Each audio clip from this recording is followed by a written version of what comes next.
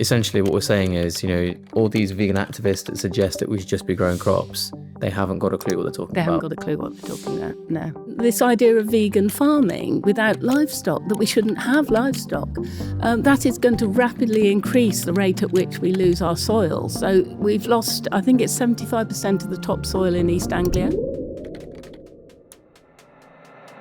We shoot around about 3 million wood pigeons every year to protect crops. It's just not true that plant-based diets are better for the environment. The livestock and the grass are restoring the harms that arable farming causes. The highest rates of suicides are doctors, dentists, vets and farmers. The general public tends to have a misapprehension that farmers are wealthy. It's completely the other way around. Very few beef and sheep farmers make a profit.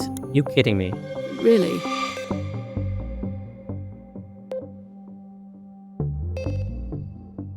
Welcome back to Dr. Oz podcast, and today I have Alison Morgan, otherwise known as Ali Morgan. Now, we talk a lot about what we should be eating, but it's not often that we talk about what impact that has on our environment. And I think when you look at opposite spectrums of the dietary world, if you have veganism on one side and you have carnivore diet on the other side, both speak very much of the environment. However, both are the opposite in terms of what they're recommending in terms of nutrition. And yet they both say what they do is better for the environment. And today we're going to try and explore that from someone who has actually been there and done that and got the t-shirt, and who has first-hand knowledge and experience working with the environment in different parts of the world as well, and looking at the ability to, use farms that grow both crops and animals, what impact that has, and how that affects the whole world and not just what you eat. It's a very important topic. It's something that's very close to my heart. I haven't told you, Ali, but I am planning on doing some qualifications in farming. I was actually going to be there in a couple of months' time in Australia, learning with Graham Sate. I don't know if you've heard of him at all. Yes. And unfortunately, I'm teaching at that point, so I'm going to try and do it next year instead. But I would love to get more farming experience. So it's a great pleasure to have you here, and thank you very much for coming. Thank you. It's nice to meet you. I think for viewers who have not met you before, it would be useful to give, because you've got quite a lot of experience in what you do. Could you give us a little bit of background into what you've done in your life, both educationally and in terms of experience? Because I know you've done, like I said, you've done things in different parts of the world as well, haven't you? Yes, a little bit, yes. I don't come from a farming family. Okay. But I always loved being with animals and being in the countryside. And I studied agriculture at Reading University in England, and other qualifications later on. I did postgrad in global development studies, so overseas, and Reading was also had quite an emphasis on overseas, and I did some specialisms in tropical agriculture, overseas agriculture. And then I began my working. Well, first of all, I went overseas to the Middle East for a study tour, and then came back and started work as a researcher, a research advisor for the first 3 years with the British government on applied research in agriculture, livestock and arable, and then had moved to the east of England, which is our main arable farming area in Britain, and worked as an agricultural advisor, working with all sorts of farm businesses, both in arable advice and in livestock, ruminant livestock, beef, cattle and sheep primarily, but some dairying as well. And then later on, I worked in sort of, it became more and more environmental, and as policies changed, and also doing a lot of policy work, sustainable farming and food strategy work, and various environmental policy roles, and also a period overseas in Mongolia. Wow. Working sustainable livelihoods work with pastoral herders in Mongolia. And again, more recently, some work in the Middle East again. And so when you've done a lot of these travels, I mean, the first question I have is, what is the difference in knowledge level? Because you look at certain countries which, shall we say, are emerging countries versus developed countries, and you would expect the developed countries to have more advanced machinery, as an example. I'm sure you would find that. But what do you find is the knowledge level difference when you meet the farmers in these different lands? Well, there's differences in knowledge levels across farmers in any place, but in developed countries like Britain and United States, so farmers, a lot of farmers will be educated at university or agricultural colleges. Some aren't and just inherit, but they'll tend to be the smaller family farms and smaller units. And there's also a lot of big agribusiness, particularly in the east of England, for instance, big arable farming. So that's crop farming. Arable farming means crop farming. In the developing world, you've got, well, it depends on what parts of the developing world. Certainly in Mongolia, you've got mainly pastoral herders. So these are people who are grazing livestock in range grassland, by which I mean grassland that is completely unfenced and it's commonly owned. Right. And it's unimproved. So it's sort of natural or semi-natural grassland. And in other parts of the world, India and other parts of the developing world, you'll have small farmers, Africa, small farmers who are with less machinery, more basic level, and perhaps more organic in some circumstances, although, agrochemical use is becoming more and more common. And obviously you do get the big corporate farming organizations as well in those parts of the world. Okay. So there's a range everywhere. Sure. And do you feel as though, regardless of whether the farming is done in a developed country or a developing country, there is an automatic sort of blanket difference, positively or negatively, in the nutritional quality of the meat or crops that come from that? Or is it more nuanced than just, is it coming from this country or that country? Yeah, it is. It's more to do with the systems that if you're talking about livestock and meat production, it's what kind of livestock and what kind of feeding in particular and rearing system. Okay. So particularly in the developed world, in Britain and Europe and so on, pigs and poultry, so poultry for meat or for eggs, tends to be very, very much based on grains. Right. In terms of the feed for those animals, So almost entirely fed on grains, even if they are what we call free-range pigs or free-range poultry, they're still mostly fed on grains. And with those grains, because it's a monogastric animal, an animal with a simple stomach, it needs extra protein. So that is often soya in this country. Okay. So a lot of our... when people talk about intensive livestock, the most intensive livestock in countries like Britain is going to be pigs and poultry, both for eggs and for meat. Okay. Obviously, in the developing world, people are doing things a little bit differently. Small farmers will be doing things a little bit differently. And, pigs and poultry will be out rummaging around and finding more grubs and things like this. So there's perhaps a little less grain feeding. It's less intensive. Animals take longer to finish. You get fewer eggs, When you say longer to finish, you mean reach the weight that is required to be slaughtered? To fatten for slaughter, yeah. Beef production, so beef gets a really bad rap because... Probably the worst rap, I think. Exactly. It's always the focus of the claims about methane and climate change. And it's very poorly founded, that approach. So in fact, when in this country, most in developing countries like Britain, a very small proportion of the population are now connected with farming in any way. It's less than 2% in Britain. What do you mean by that, connected? Who are farmers or live on a farm or work in the farming allied industry. Sure. Very, very few. In terms of actual farmers, it's less than 2% in Britain.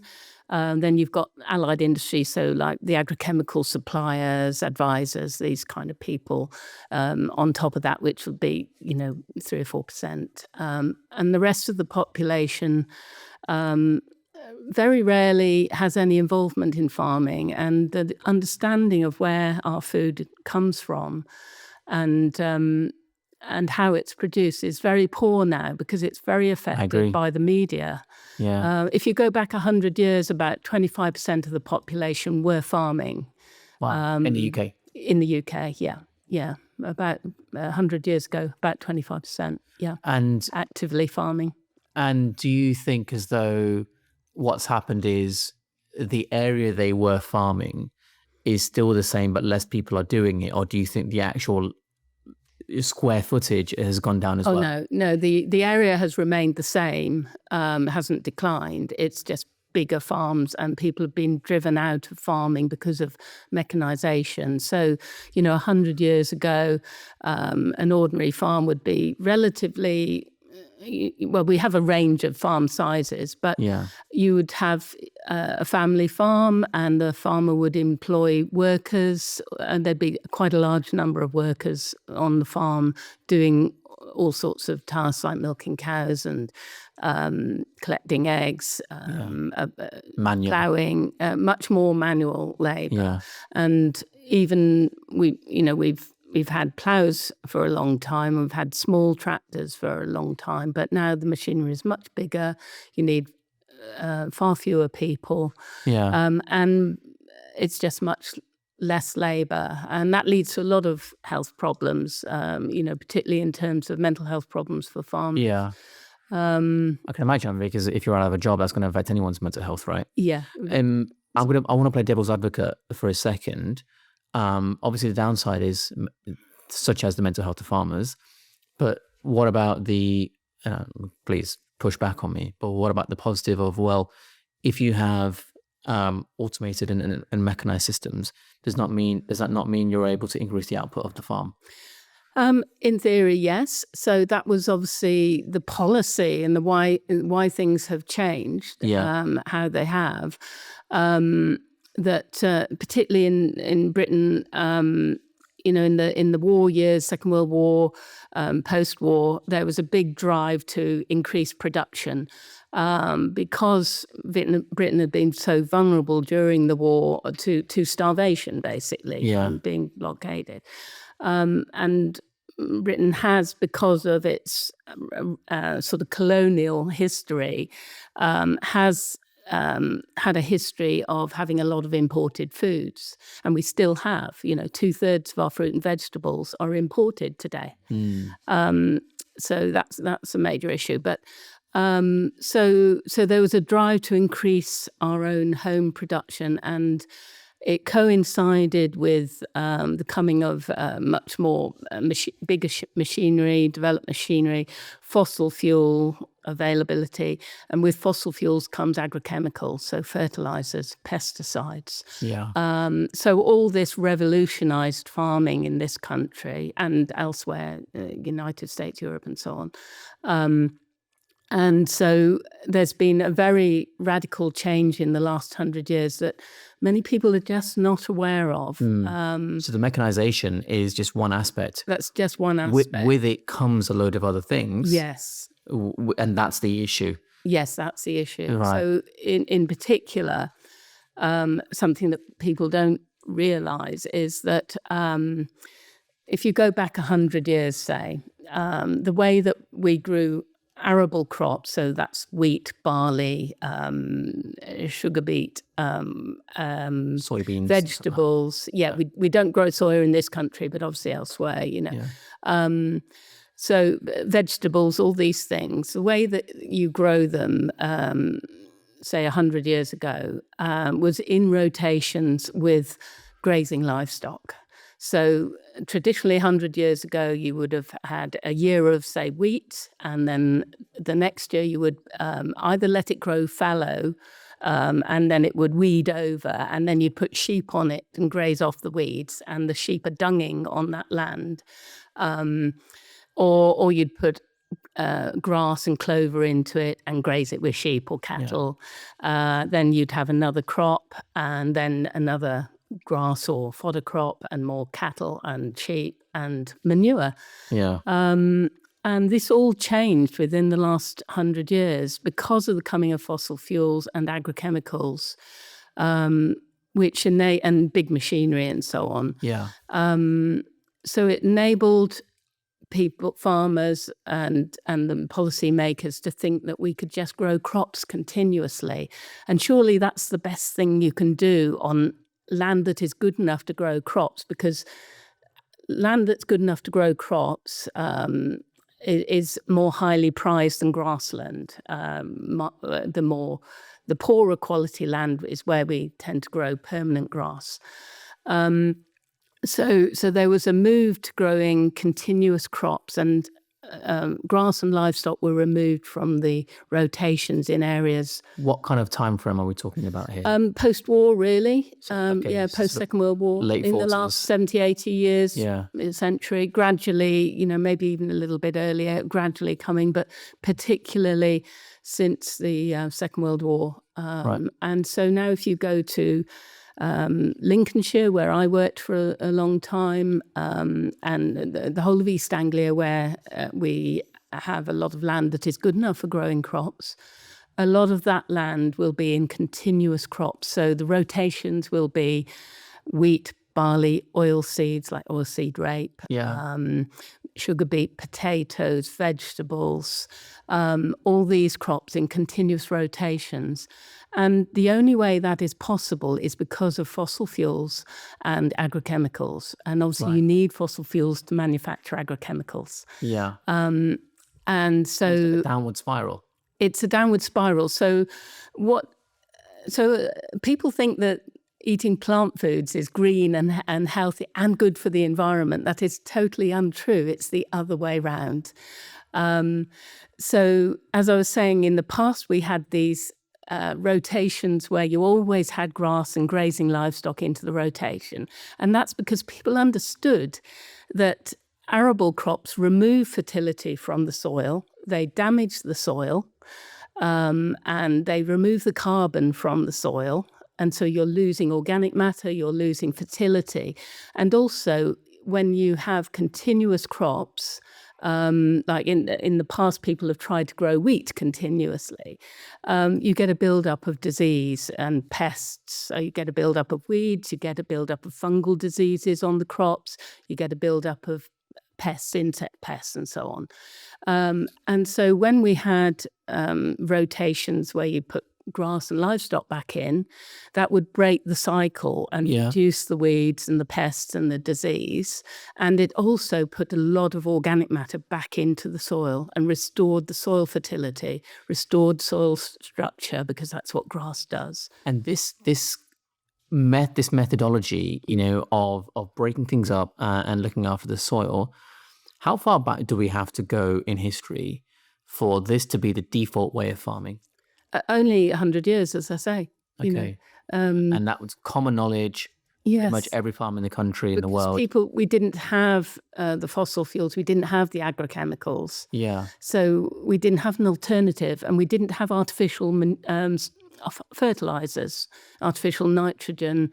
So there are huge amounts of artificial nitrogen and phosphates and potash being applied to arable crops all the time because we've removed the livestock. Okay. Obviously, people that farm organically that by definition means that you're not applying those artificial fertilizers and you're not applying pesticides. But the definition of organic farming This is what I was going to ask you. Yeah, please. Yeah. It basically requires grazing, livestock and the manure from livestock to restore the soil fertility. So what's the difference between organic, regenerative, and conventional farming? Yeah. Organic farming is as we would have done historically before agrochemicals. So it involves no use of agrochemicals. So just natural organic manures from livestock. Yeah. Also mulches. And what's mulch? So it's where you grow a crop, usually a legume like clover or something like this, or similar crops, or even just allow it to go fallow and come this, and then you either mulch it on the soil surface or plough it back into the soil. But so that's one of the things that some people claim is that you can have vegan farming because you can do mulching and that green mulching in that way. You don't need animals. You don't need organic manure from animals. It just isn't sustainable. It doesn't work. So how would that then compare to conventional farming? So, what would you define as conventional farming, shall we say, and regenerative? Can I just to finish on that point? Please go ahead. Just to say that what those plant-based people forget is that in the past, when we had that kind of what we call mixed lay farming, there were always livestock involved to graze off those crops and putting the manure back into. It wasn't just the mulching, and the mulching isn't enough.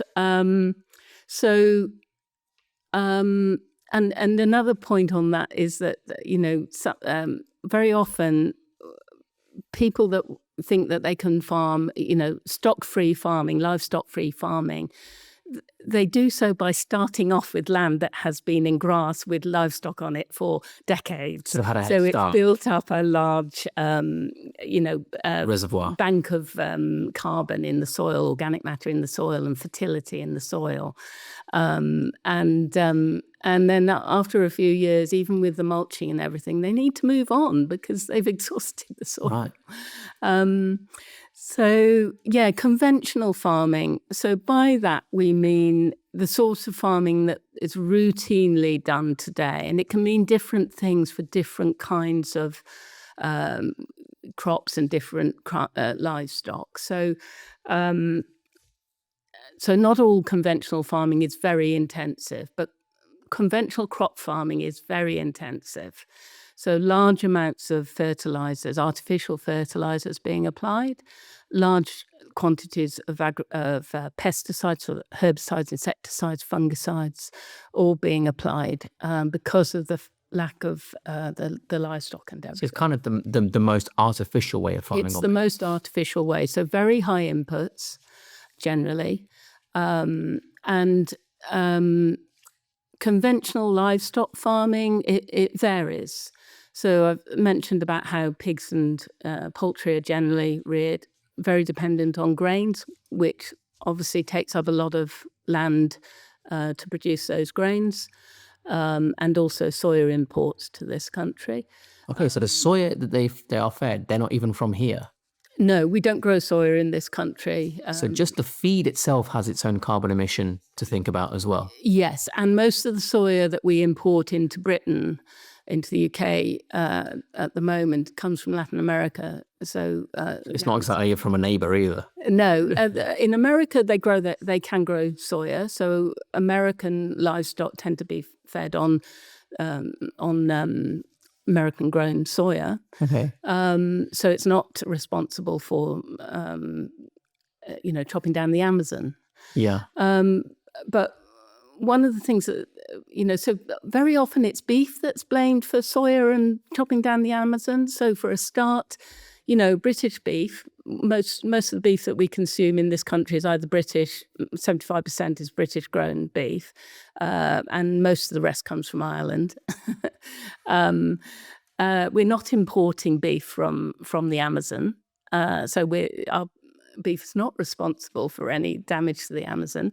And the soya that we do import into this country, the largest proportion of it goes to make alternatives to dairy and meat products for vegans and vegetarians. 45% of that soya is going into the meat-free products like tofu and milk and so on.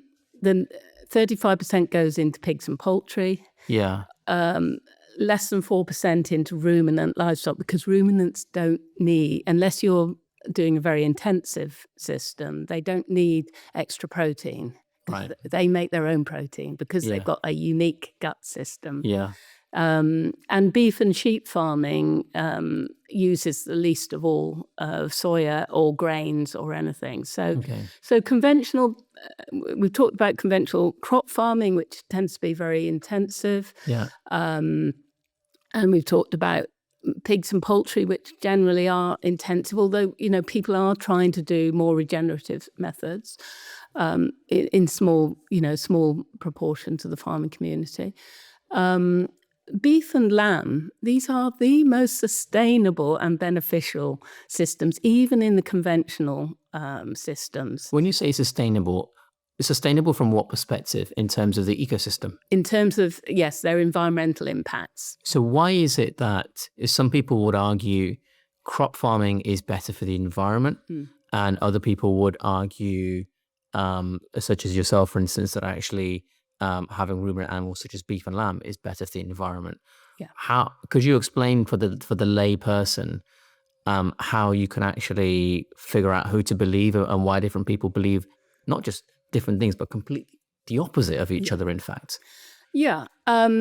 It's just not true that plant-based diets are better for the environment unless they can be grown without too much damage in an organic or regenerative system. But you need livestock, you need grass in that system. It's the livestock and the grass that are restoring the harms that arable farming causes. In terms of, say, the specific nutrients that are placed back in the soil, is that what you mean? Particularly carbon back into the soil. Nitrogen, I guess, as well from the dung. Yes. And the urine. So there's nitrogen and coming in from urine. So that reduces the amount of nitrogen that you would otherwise have to supply from a bag of artificial fertilizer. But maybe we should just explain why arable farming is so damaging to the soil and why actually the emissions from arable farming are much higher. Okay. So we can come on to talk about methane and why. Well, I'm sure we will.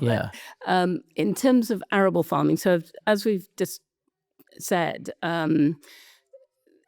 arable farming depletes soil fertility. It harms it reduces the organic matter of the soil. So as an agricultural student, one of the first things I learned was that the organic matter content of grassland soil was always higher than the organic matter content of an arable soil, and that organic matter contains carbon, basically. I mean, that's the definition of organic, right? Yes. Carbon-based. Yes, that's right. And there are two reasons for this. So with arable farming, almost all arable crops are annual plants. So they have to be planted every year, every season. Grass is not, it's a perennial plant, and other grass and plants are perennials. As we all know, when a farmer prepares a field for wheat or barley or anything else, he first has to prepare the seed bed. Traditionally, that was by ploughing. And some kind of tillage. So tillage is the generic word for ploughing and other forms of preparation of the soil. And what you're doing is you're removing the vegetation cover from the soil and turning the soil over and making it fine and ready for seeds to go into it. So that soil is being exposed to the air, to the oxygen in the air. That would never happen naturally. So, That's true. Yeah, I never thought about it that way. So we've only had agriculture for the last 10,000 years. Before that, humans were hunters. Yeah. We lived on animal foods. And we didn't plough the soil. The plough was only invented 4,000 years ago. So our farming began 10,000 years ago. And we know that we have lost 15 to 20% of the carbon content of the soil. This comes from Lal, who's one of the top soil scientists in the world. 15 to 20%. Is that globally? Globally, of the carbon has been lost from the soil since we began farming 10,000 years ago. And that would have speeded up a bit once we developed the plough, although obviously early ploughs were drawn by oxen or other things. So what you're doing is you're exposing the soil to the air, and the carbon in the soil gets oxidized to CO2, carbon dioxide, and it goes up into the atmosphere. So there are a number of research papers that indicate that about a third of the carbon dioxide that's been added to the atmosphere in the last couple of centuries has come from the soil. Just being ploughed? Yes, and exposing it to the air. Soil damage can sometimes occur as a result of poor grazing management, and it can occur because of development. We see people slicing the top off land and ready to develop it. As soon as you do that, you're exposing the soil to the air, and the carbon is literally going up as carbon dioxide. Does that change the bacterial landscape as well? Because there'll be anaerobic bacteria that are now exposed to oxygen, which they shouldn't be. Yes, so it changes everything. So it can lead to desertification in the end. When you cultivate or till the soil, these days, as an advisor, I'd be advising an arable farmer to go for minimum tillage or direct drilling, where you're not ploughing, you're doing either little or no cultivation, so you're leaving the soil as undisturbed as possible, but it's still not as good as a grassland cover. See, that goes against, I think, the vast majority of people's imagination of farming. It's like you think of farming, you think of a plough. Yeah. But what you're saying is actually the very act of ploughing. Yeah. First of all, it's unnatural, which I think is, we all agree on, and I think you can understand that very easily. But it's actually damaging to the environment just to plough it. Yes, it's emitting a lot of carbon dioxide.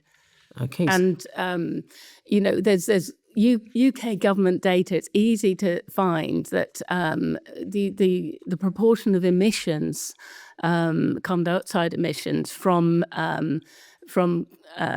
conversion of grassland to arable cropping, and especially in the first 2 years after you plough that grassland, you've lost it's about 60% of the emissions are in those first 2 years, because and if you convert the other way, so you put arable land back into grassland, you start to restore the organic matter of that soil and reduce your emissions. So there are lots of emissions coming from arable farming. So there's the disturbance of the soil. The other thing to say is that if you imagine the way that we grow a crop of wheat, for example, suppose you plough the land, you harvest the land first of all in the late summer, autumn, and then the farmer would traditionally have ploughed it and left the soil to sort of break up. The frosts would break it up over winter, so it would be left bare for a long time, all through the winter months, and then sown with the wheat crop again in the spring.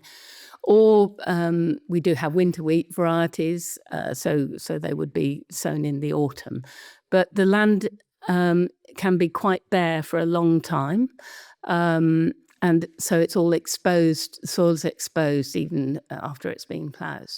And with an arable crop, it takes quite a long time for the seedlings. For a start, they're planted fairly widely apart to give them room to grow up. And it takes quite a long time for them to cover the ground. So the soil is exposed. There's a large area of soil that's exposed to the air all the time. Whereas with grassland, as I said, grasses and the other plants that grow with grasses they're perennial plants. They don't need to be seeded every year. They just keep growing. And with beef farming and sheep farming, it tends to be a fairly marginal, low-profit enterprise. And so... In the conventional sense? Yes, okay. Yes. Yes, even in conventional farming. So most of our beef and sheep ruminant farming is in the grasslands of the west of Britain and in similar areas of the world, whereas the east is better land for arable. So a lot of that grass will be permanent pasture that is never ploughed, doesn't need to be ploughed, and the cattle, and so it covers the land completely all the time, unless you really overgraze it and damage it in other ways. But generally, the land is covered all the time, and so there's almost no loss of carbon from the soil. And in fact, the soil is building up with carbon because of the way that the grass and the grazing livestock help to capture carbon in the soil. Interesting. So when you have those different methods, then what determines if a farm is regenerative? And is that an official term? Is there an official definition to be classed as that? It's not as strict as with organic. So if we just say, if I was talking about, say, conventional beef and sheep farming in this country, so non-organic, non-regenerative, it's still very suckler input, most of it. Suckler beef, by which I mean a beef breed of cow that suckles its calf at foot at grass for about 6 months throughout the summer season, as opposed to dairy-bred beef. So it's a slightly different matter. So that conventional suckler beef will still be very low input. The animals are out at pasture as long as they can be through the summer and winter, sometimes out all year round, depending on whether the land can hold that. They will get very few grains, and they're mainly going to be fed on, in the winter, on grass silage or hay, and fairly low levels of grains. There are variations on that system, but so that conventional beef farming, they will use some grains to finish the young animals, to get them fat, at the end. So just for a period at the end, usually with silage or hay at the same time. So there's not much what we call barley beef, and many people say to me that all our beef is like reared in crates or yards and fed intensively on grains. Well, that's just not true. Certainly not in this country. And even globally, only about 10% of beef is reared that way, and most of that's in the United States. And even though that isn't as harmful as people think, we can talk about that a bit more. But so that's conventional beef and sheep farming, whereas conventional crop farming is very intensive, very high use of agrochemicals of all kinds. The other thing to say is that grazing livestock, we use almost no pesticides. Nearly 99% of the pesticide use in the UK is going into arable farming for crop farming, and it's on about 98% of the land that is growing arable crops is sprayed with artificial fertilizers and pesticides. I will definitely look at fertilizers and pesticides today. Yeah, for sure. Yeah. That's a big topic. Yeah, and so some people say to me, oh, well, I only buy organic plant. If I'm vegetarian or vegan, I only buy organic. Well, I just don't believe it, because we're not producing it, because there isn't the demand for it. Right. You find very little of it in supermarkets. You might be able to go to a farm shop or something, but as I say, I think it's less than 2% of arable land in this country is registered organic. Oh, so there's an actual registry. Yes. So for organic, so organic farming, there are registrations, like the Soil Association is one of the bodies, and UCROFS. So there are a couple of organisations that register organic farming, and they'll do inspections and make sure people are keeping to the rules of organic farming. And the basics of organic farming is that you're not using agrochemicals. There are some very old chemicals that I think they're still allowed to use in organic farming mainly for crops, but very, very little. You're not using artificial fertilizers. You're using animal manures and mulches. So organic doesn't say anything about the quality of life of the animal. It simply talks about the lack of use of those artificial products on the land. The other main focus of organic farming and regenerative farming is managing the soil properly. This is such an important thing. Yeah. We are destroying our soils globally, and we'll have no way of producing food if we continue the way that we are. Are you able to? This is a big question. Is it possible even to put a time frame on what you've just said? I've heard different people say different things. I had one article, it's only an article, so it's an opinion. A couple of years ago, I read that Britain only has around 100 harvests left. Well, people are saying that because of climate change, aren't they? And I don't really know where or 50 harvests left or something like that. Yeah. If it tends to be associated with this idea of climate change, but really and then they advocate plant-based diets, whereas really, and this idea of vegan farming without livestock, that we shouldn't have livestock, that is going to rapidly increase the rate at which we lose our soil. So we've lost, I think it's 75% of the topsoil in East Anglia. Wow. Over what period? 100 years or so? 200 years, yeah. Our peat land, so peat is the most valuable soil in terms of carbon capture and carbon storage. And as you damage peat, expose it to the air, and most of our peatland is in East Anglia, in the fens. And that the reduction in that area of peat has been huge, and we're losing 2 centimeters of peat per year in the fenlands. So it's almost an inch a year. Yes, that's right, and that's mainly from crop farming. Although there's also peat harvesting for making compost for horticulture. Yeah. And there can be damage. You do get peat in the uplands as well, peat bogs, and there can be damage to that from bad grazing management. But well-managed livestock actually help to build peat. Okay. But yeah, so just to go back to what regenerative farming is. Yeah, please. There aren't any standards for regenerative farming, or nothing very clear at the moment. No official label. No or official authority. label. So there, you could say there is an issue over that, but most people that are in it at the moment are in it for ethical reasons, because they want to do it. In terms of the actual farmers carrying out the practices. Okay. It's a very small proportion of our farms managed that way, as is organic. And incidentally, most of the organic land in this country is beef and sheep land.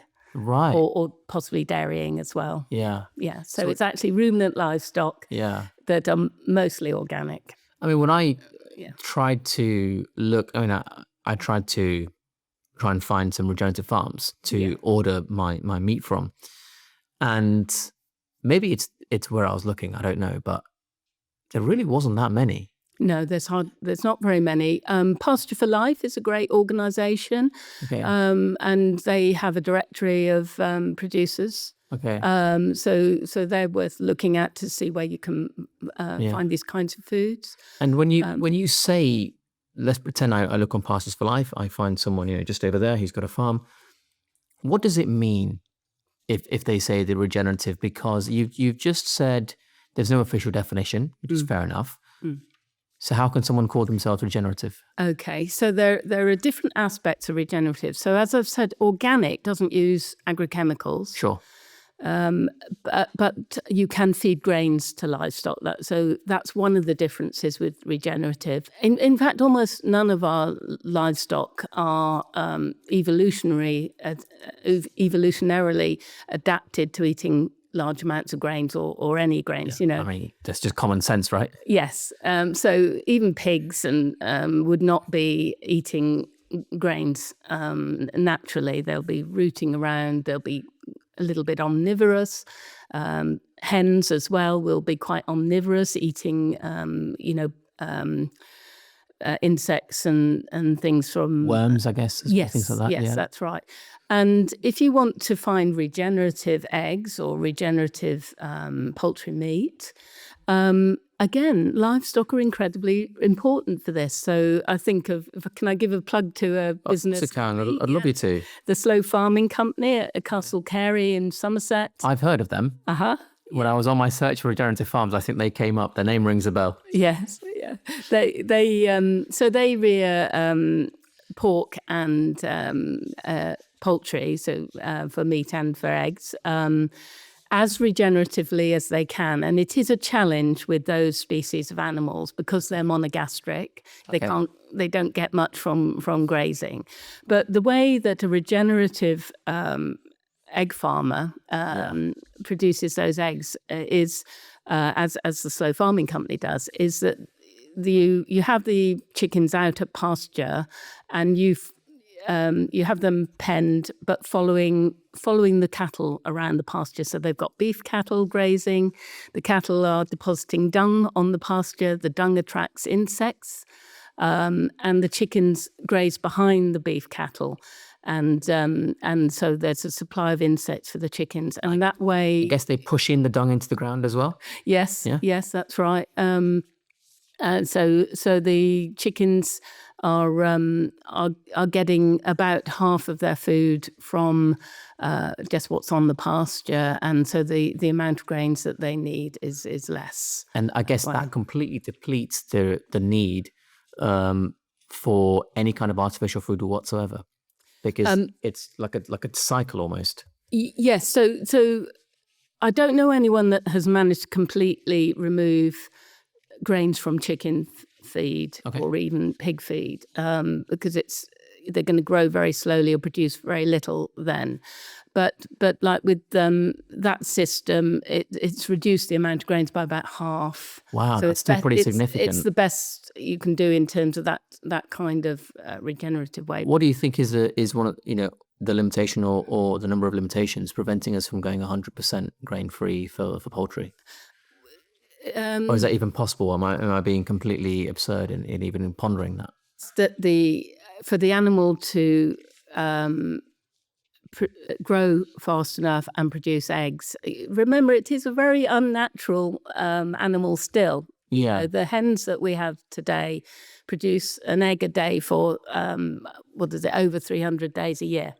No wild bird would be doing that. What would be, if we were going back a couple of million years ago and we saw some hens, what would you expect the frequency of egg laying to be more like? Well, if we look at sort of like wild birds like a blackbird or anything else, a blackbird might have 2 or 3 clutches of eggs per season, and maybe, 4, 5, 6 eggs in one clutch, and then they sit and hatch them and rear them.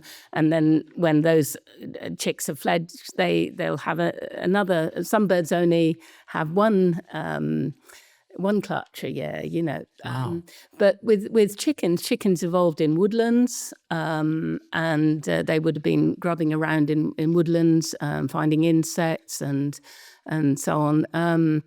They wouldn't have had access to a lot of grains, but they would not have been producing anything like the number of eggs that they're producing now. Sorry, I was just going to say that this modern chicken production is also hard on the animal. Obviously, organic and regenerative free-range people are doing a much better job because the constant egg laying is taking a lot of minerals out of the bones. Right. And if you for most chicken production, the bird will only last for about 1 year, maybe 18 months. So she might get 2 cycles of egg laying, so produce eggs for about a year. Then they'll molt, and some of them might be retained and carry on laying for a bit, but their egg production goes down, so they're usually replaced. So they're lasting usually in a year to 18 months. Wow. So one reason why vegetarianism is not that welfare friendly. Yeah. So yes, it's quite intensive. I mean, even looking at, I'm obviously not a farmer, but with my layman set of eyes, I can just look at pictures of chickens from, say, the early 1900s to now. It doesn't even look like the same animal. No. Is that due to the way we are feeding them and growing them? It's due to we selected chickens for production, so genetically selecting them for high production levels, high egg laying or high meat production. So a meat bird, it will reach its finished weight in 6 weeks. So that's it, being fed intensively on grains and soya, and 6 weeks, and they're ready for slaughter. And what would you have expected to see if we were in, say, the 19th century? Oh, gosh, I don't know, but much longer than that, I would say. People in that period would have been feeding their kitchen waste to pigs and poultry. Right. Waste bread and waste all sorts of waste foods. And so it's still, even back then, it wasn't 100% natural or evolutionarily selected diet of sorts. No, probably not. But livestock, all livestock are very good in terms of recycling. So the circular economy, and traditionally, a lot of our waste plants in particular going to other livestock waste. So if you're a cheese maker, for instance, you've got a herd of dairy cows in Somerset where I live, then the traditional cheddar cheese makers often had pigs as well, and they often had apple orchards as well, and you'd have your pigs in the apple orchard eating some of the fallen apples, and then you would feed the whey which is a byproduct of the cheese making. You'd feed the whey to the pigs as well. So and in the developing world, in India or other countries, you'll have pigs around. They'll be eating leftover things like rice husks. Animals are using straw. So there's a circular economy that animals are really important for. So yes, I do eat eggs. I try to look for the best welfare and the least grain use. And is there any particular brand of eggs that you personally go to? I wouldn't like to say a brand. Okay. So I'm just looking for like the regenerative eggs, like from the Slow Farming Company and other producers like that, or organic free-range eggs would be like the best thing that you can get in a supermarket environment. Perhaps. And what does that mean? If we see a box of eggs and it says organic and it says free-range, does organic, you've alluded to already, it just means they weren't fed artificial things. But what does free range actually mean? Okay, so free range, again, people think that it means that the birds are out in the farmyard and in the fields, and that's for the kind of big business production that we have these days. It will mean it is quite strictly regulated by the government. But the birds will basically be in big houses, thousands of birds in big houses. Thousands? Tens of thousands of birds in houses. But they will have access to land outdoors. And I can't remember what the acreage is, but you have to allow so many acres per thousand birds. So they do have prisoners that get access to yard time. outdoors. Yes. Yeah. It's not necessarily ideal. So there's the letter of the law and the spirit of the law, isn't there? Somebody that's really concerned about rearing chickens in the best possible way. They for a start, they don't like being exposed to sunlight, so they won't come out. If you've got no tree cover, they won't come out of the sheds in the middle of the day.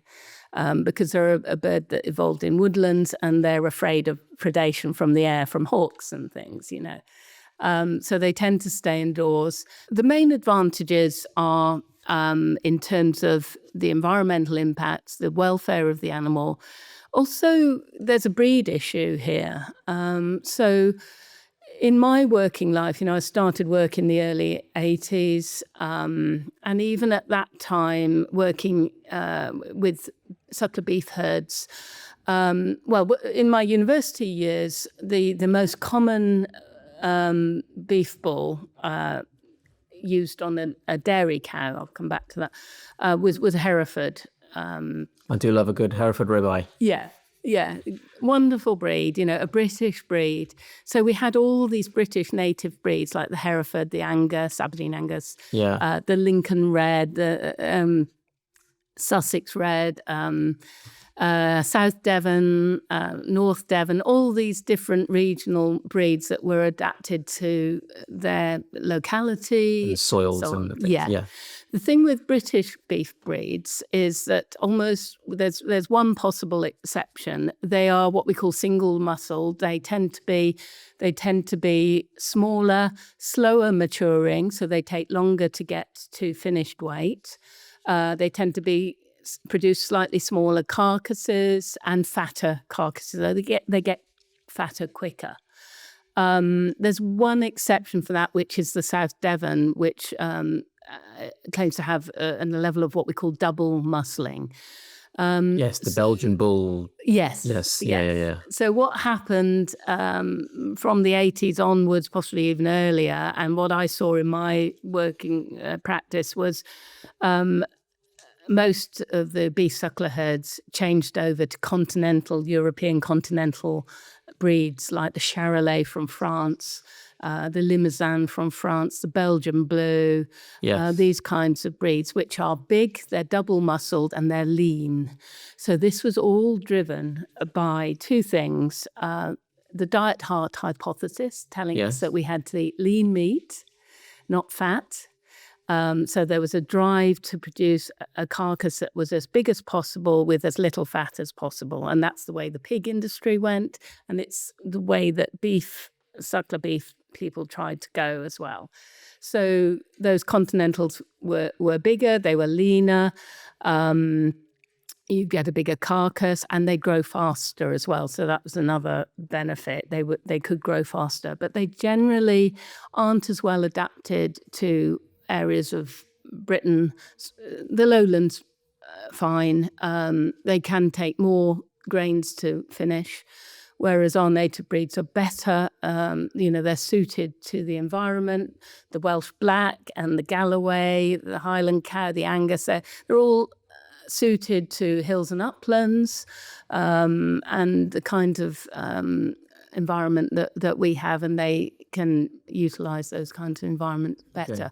But because of the diet heart hypothesis and the health side of things and the supermarkets demanding lean meat, we had this change, and also at the abattoir, this emphasis on lean carcasses and what the supermarkets would accept, less fat on the meat. So a large amount of the fat is trimmed off the outside of the carcass and just either goes into pet food or some industrial use, or and that's food Shame. we should be eating, because it's so valuable nutritionally. I mean, for me, as someone not involved in farming or allied industries, my limited understanding is that the supermarkets play a huge role in determining the entire life of the farmer. Absolutely. From their income through to what they're farming, the way they're farming, etc. Do you feel as though we need better legislation, or if not legislation, some kind of tool to give power back to the farmers?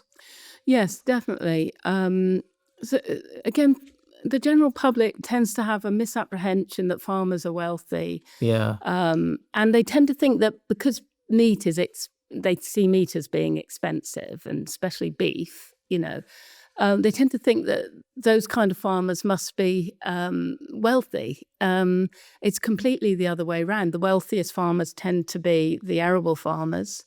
Beef and sheep, a farmer really only rears beef and sheep on land where you can't grow crops, because you're going to get more money for growing crops, So it's the more marginal land, as we say, land that can't be used to grow crops on, that we rear beef and sheep. So, sorry, I've forgotten the rest of the question. Do you feel as though things should be done, if so what, to give power back to the farmers? Yes, and obviously we've had subsidies and payments to farmers for a long time, since we joined the EU in the 70s. And, I kind of think that going into the EU from that point of view was a bad thing.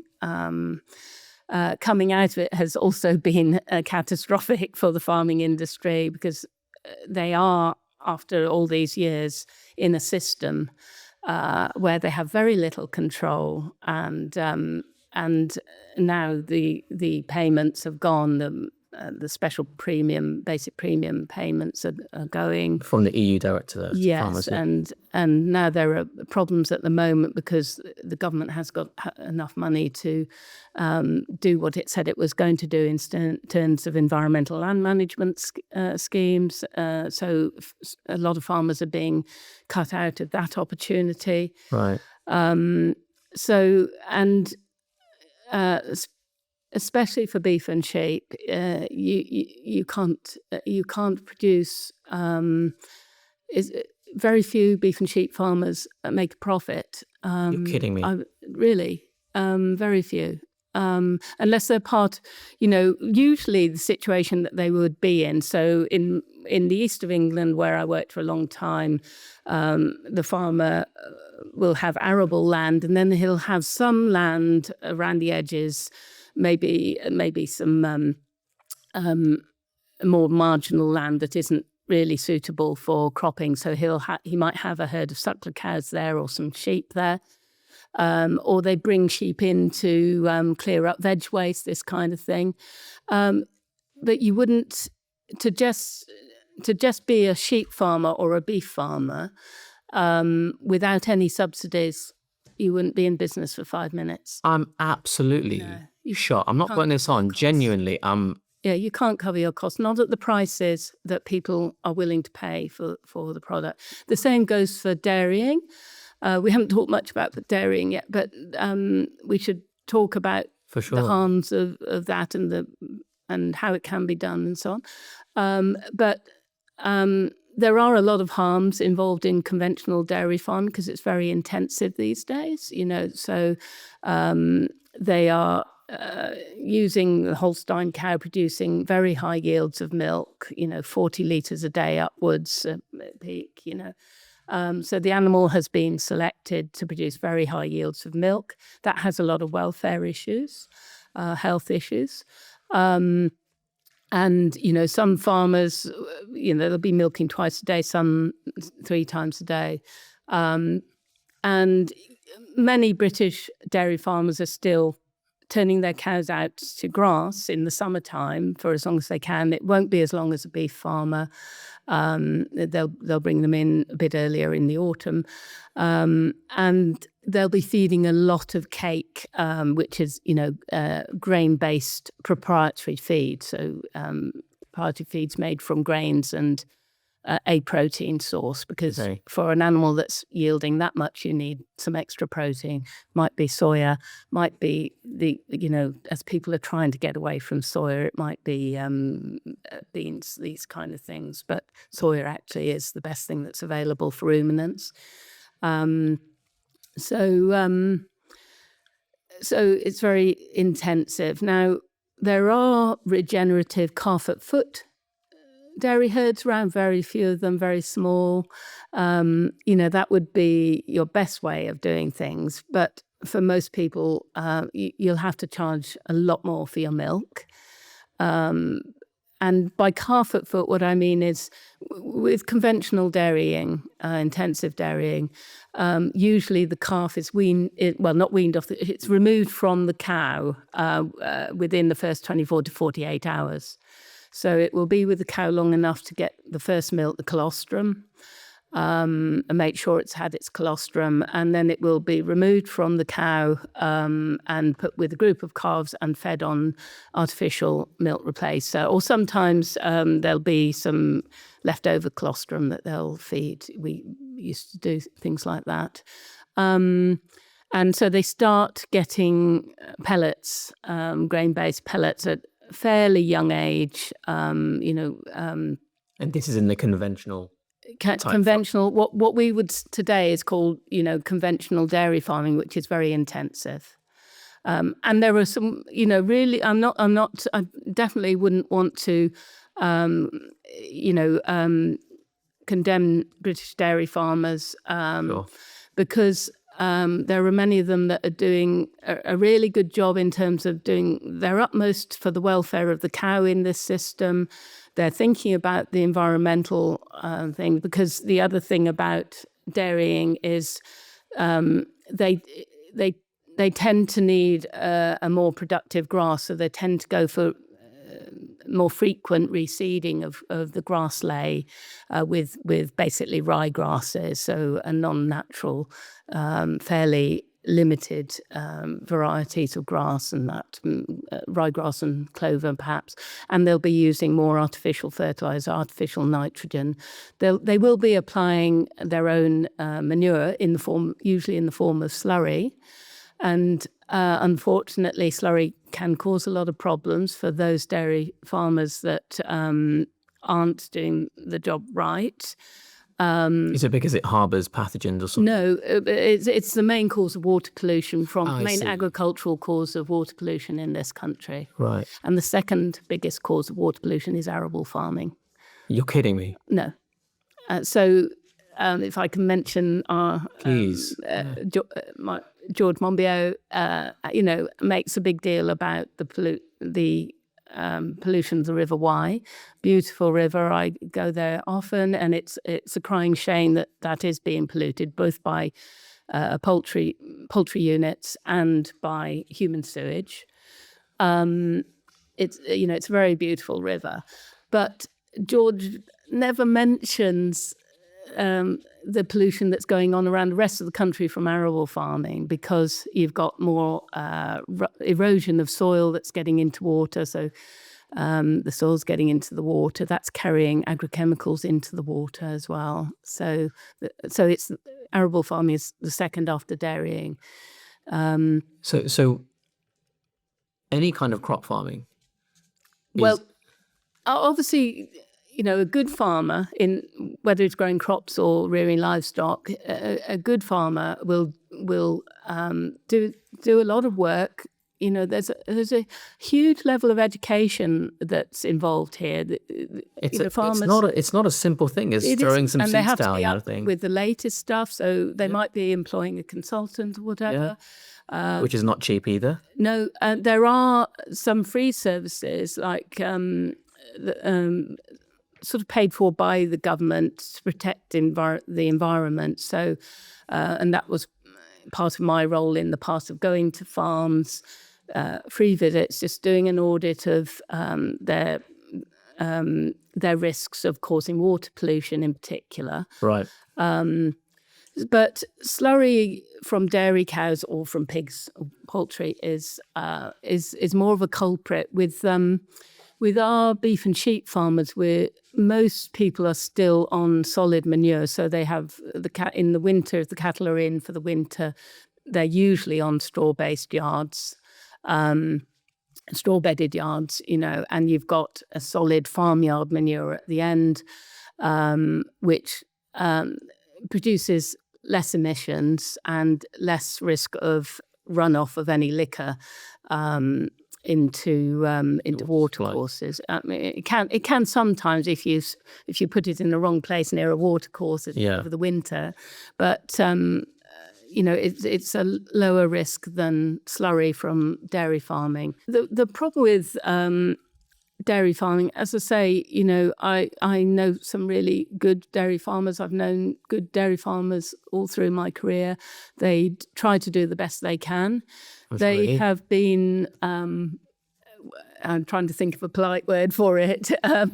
Demonized. Yes, and just pressured from every angle. So the supermarkets demand cheap milk because milk is a kind of lost leader for the supermarkets. I see. Most people want to buy milk, so they keep the price of milk as low as possible, and it's the dairy farmer who gets penalised for that. He pays the cost, not the supermarket. So, I have an idea of what goes on here, and I want you to tell me whether I'm barking up the wrong tree or whether what I'm saying it reflects some modicum of the truth.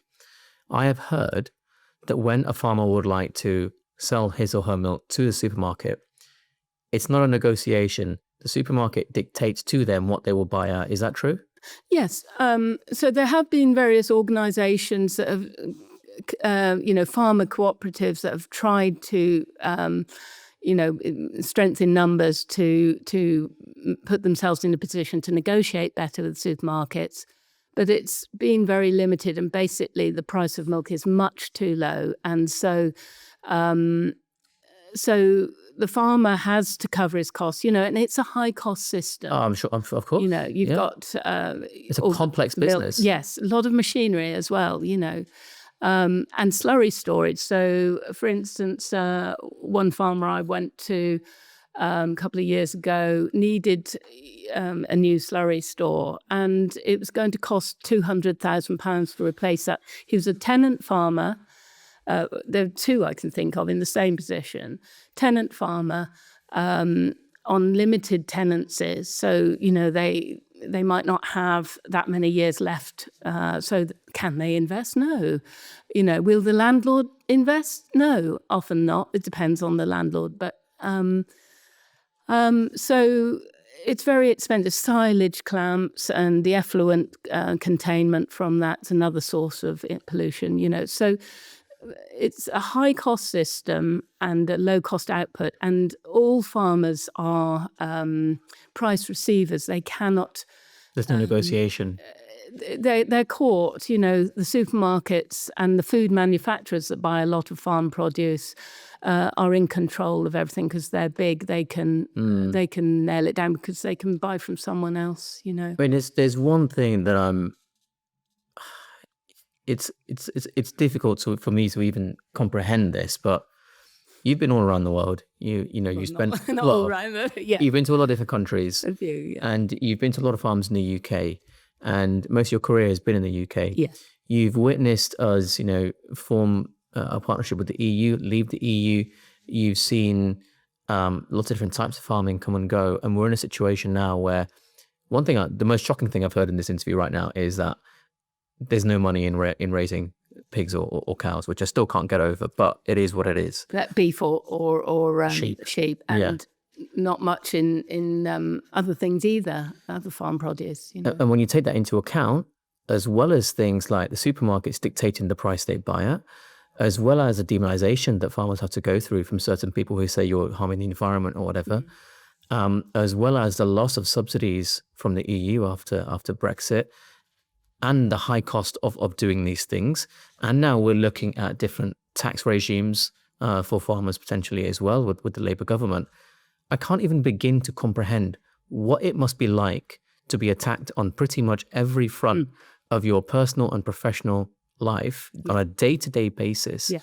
And I'm struggling to even just think what it means. What is the state of the average farmer's mental health right now? Well, a good point. So part of my work used to be with rural stress, because farmers have one of the highest rates of suicide. So I'm not surprised. Obviously, they're a very small community, maybe 2% of the population.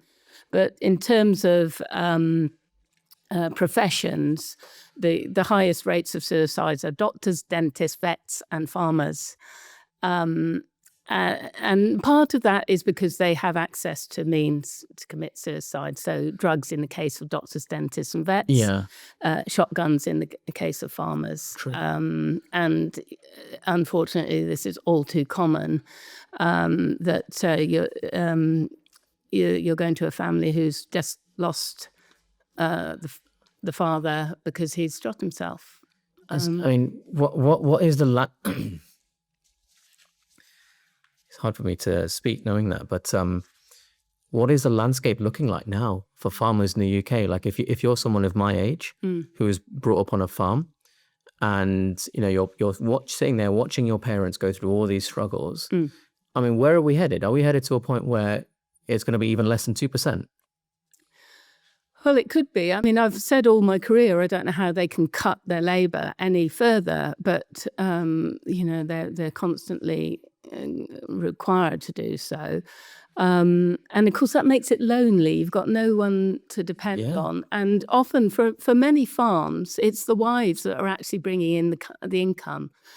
So during the foot and mouth crisis that we had, in 2001, one of the things we realised is it was the women that were keeping the farms going, keeping them in business, and had been all along, and often coming up with a lot of diversification ideas and new enterprises to help bring in different income streams. I guess like farm shops and children coming to pet the animals. Many of those ideas were coming from the wives and the women on the farms. And, very often a lot of farmers' wives will be working as nurses or teachers. I see. And also helping with the farm, doing the books, etc.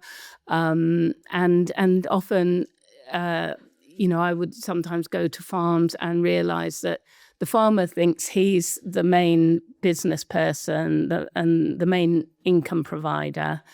But in fact, the farm is losing money hand over fist, and it's the wife's income that is going into this black hole to keep the farm in business, sometimes just to support the mental health of the farmer. And I'd say I'm talking as though farmers are men and the women are. Oh, of course, I know what you mean. It's a family that's affair not the case. The women, many women are equal partners in farms as well. And of course, many more. It's much more common these days for the daughters to be taking over the farms and so on as well. And so one thing I'd like to ask is, obviously, the state of farming mental health, let's say, is not good, to say the least, right now in the UK. Are there any countries where it's the opposite? And if so, what are the major differences contributing to that? Difficult to say. There's the answer, frankly. The fact that you said it's difficult to say. Yeah. So it's difficult everywhere. If I was to take a guess, and I don't have figures to substantiate this, but I would look to Scandinavia probably. Okay. Not South America. I don't know. I'm just guessing. No. And the reason I say that is because I think there are certain parts of the world where food is associated. So Swiss and Belgian chocolate. Yes. France and garlic or something like that. Cheese. Yes. Meat I typically associate with somewhere like South America, like Argentinian beef, etc. And yes, of course Japan. And I would say on the continent like France, Spain, and I would have said until now in Ireland as well, because a higher proportion of the population has some involvement in farming, part-time farming, small family farms. In Ireland, a large proportion of people are still involved in some way. Right. And so in France, and, in France and Spain, the value of people are paying a much greater proportion of their income for food because they recognise the value of it, and they're involved in farming themselves. So there's a cultural aspect at play. Yes, I see. yes, and so more people tend to be involved in farming in one way or another. One thing I've gotten massively from speaking to you today, which I wasn't expecting to get, and I'm very grateful for. Mm-hmm. I asked you here because I wanted to talk to you about farming methodology and differences in those methodologies that lead to differences in quality of the meat, time frame of meat rearing, et cetera, and quality of the ecosystem afterwards. Mm. But what I've seen is the quality of the meat, the quality of the ecosystem, and more. They are inextricably linked, directly and indirectly, with the quality of life for the farmer, for the actual farming family. Yes. And if we don't look after the farmers, what can we expect to achieve? Yes. And so for me, I don't actually, now, after speaking to you, I don't think it's as simple as talking about different farming techniques. No. It's very easy to go, well, if you do regenerative and you make the cows go from here to here and the chickens come along, then you'll get better. It's a whole social system. Yeah, it's because it goes further than farmers. So, I've been saying that food should be much more expensive than it is, especially if we're not going to be giving them subsidies and basic payments, etc. They've got to be able to get more from the market. Yeah, 100%. But then again, many people, many ordinary people cannot afford food at those kind of prices. And I get that perspective as well. So it's an issue around inequality in our society, and we need to address that at the same time. It's not just poverty; it's inequality that's the issue. And I think that it's like, what do we? You can't necessarily change that without this, and you can't change that without this. And for me, I think if we start to make regulatory authorities or bodies that start to encourage regenerative farming, now I'm seeing that's only one side of the coin. And there has to be a way, obviously, to help the farmer, to get them more money, to allow them to just live as human beings. Like, they're shooting themselves. I mean, we have to wake up. This isn't a game anymore. And I don't know how we do that. Is that something where we have to lobby the government? Is that where legislation has to come in? So we address both sides of the coin, where we help the farmer and we help the practices. Yes. It's a big question, I know. It is, the perfect solution is difficult, but I think it's society-wide. And my preference would be that we address in different ways that greater equality, so that people ordinary people can afford to pay more for their food, and education for people to understand what a healthy diet is, what good food is, and so right from early school days upwards to understand these things. And a lot of people say they can't afford to eat meat. So when you look at what people are eating and sorts of things that they're buying, so lots of pasta, rice, bread, obviously, and actually, if you get rid of all those from your diet, on a carnivore diet or near to that, you'll have a much more economical diet, and there's almost no wastage. Yeah.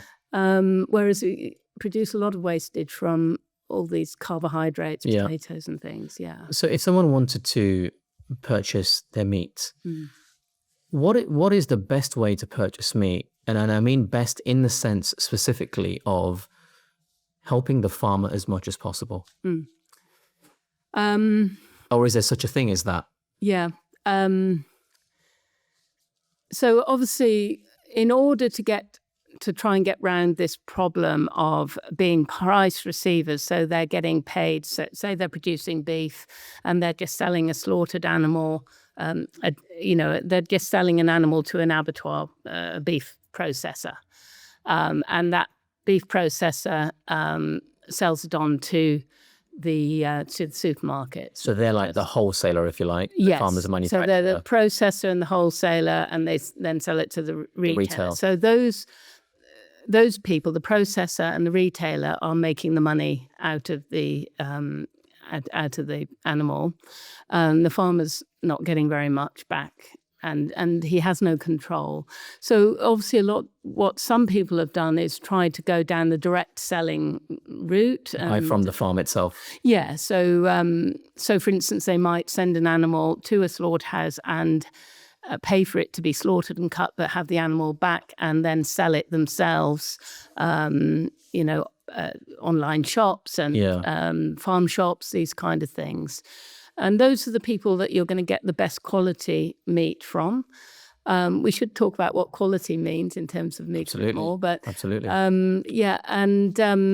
would say if you're buying from a shop, farm shops are great, and you get more information about how the animal has been reared and how the farmer farms. So that's great if you can do that.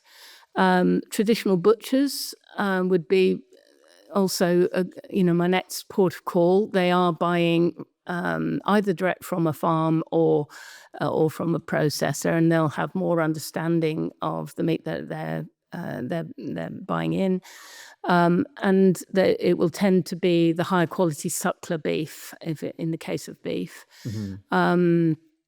Supermarkets, so they're the ones that have caused the problems in terms of farm incomes. They also, they'll have more of the dairy bred beef. We haven't really explained what I mean by that. So in terms of beef quality, what I should say is, so when we're buying beef, wherever we're buying it from in the UK, whether it's from a supermarket or a butcher or the farm shop, as we've said, it may have been fed on grains if it's conventional, some grains, if it's conventional. It may be organic, it may be regenerative and pasture reared. It will not have been given hormones. So many people still turn around to me and tell me, oh, but it's full of hormones. I get that all the time. Yeah. Absolute nonsense.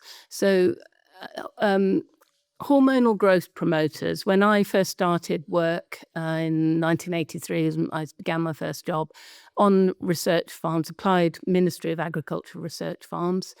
And we at that time were looking at these hormonal growth promoters that you implanted into a beef animal or sometimes into, fattening lambs and things. And also there was something called BST, bovine somatotrophin, that came on the market in the 80s. Say it came on the market, became available. And that was for increasing milk yield in dairy cows. Right. So researchers were looking at that, but they were under review by the EU because of, concerns, and they were banned right across the EU in the 1980s. And it's BST specifically that was banned? No, all the hormonal growth promoters. Right. So no meat in British meat or meat from any other part of the EU will have had any hormone growth promoters used on it. Wow. So that's a complete fallacy. So this is just a myth that's gone out of hand. Complete myth. So I can't remember whether they were used at all, on farm businesses, or whether we were only trialing them before they ever got released onto things. But their use was stopped completely. I think it was about 1988. Wow. The EU banned them. So now that we're out of the EU, does that mean farmers are now using them again? No. They're still not using them. No, Okay. but we're still banned. And there is pressure, obviously, from the United States. And I imagine that the current president might put pressure. There's these stories about chlorinated chicken, but also, so in the United States, they can use hormonal growth promoters in their beef. And do they? Yes. And not all. So there is a scheme available to US farmers for hormone-free beef, but it's quite widespread to use hormonal growth promoters in beef production and dairy production in the States. And for that reason, that beef is not imported into the EU or the UK. Of course, yeah. Now, but sometimes I'll go to a restaurant and I'll see something like USDA beef or something. Right. I'm really surprised because there's hardly any of that imported. Really? Okay. Yeah, most of our beef is our own or coming from Ireland or maybe other parts of the EU. See. Mostly, yeah. Are there any other countries which still use hormones in meats too, apart from the US? Probably. I'm not sure about Canada. Okay. So maybe Latin America. I'm not sure. So in terms of Latin American beef, most of what we would, if there's very little import, but canned corned beef might come from Argentina or something like that. But, and what about? And this is another thing that I get told: oh, you shouldn't eat meat because they're full of antibiotics. Yeah, again, it's nonsense because, for a start, farmers can't afford to, in a low profit system. Yeah.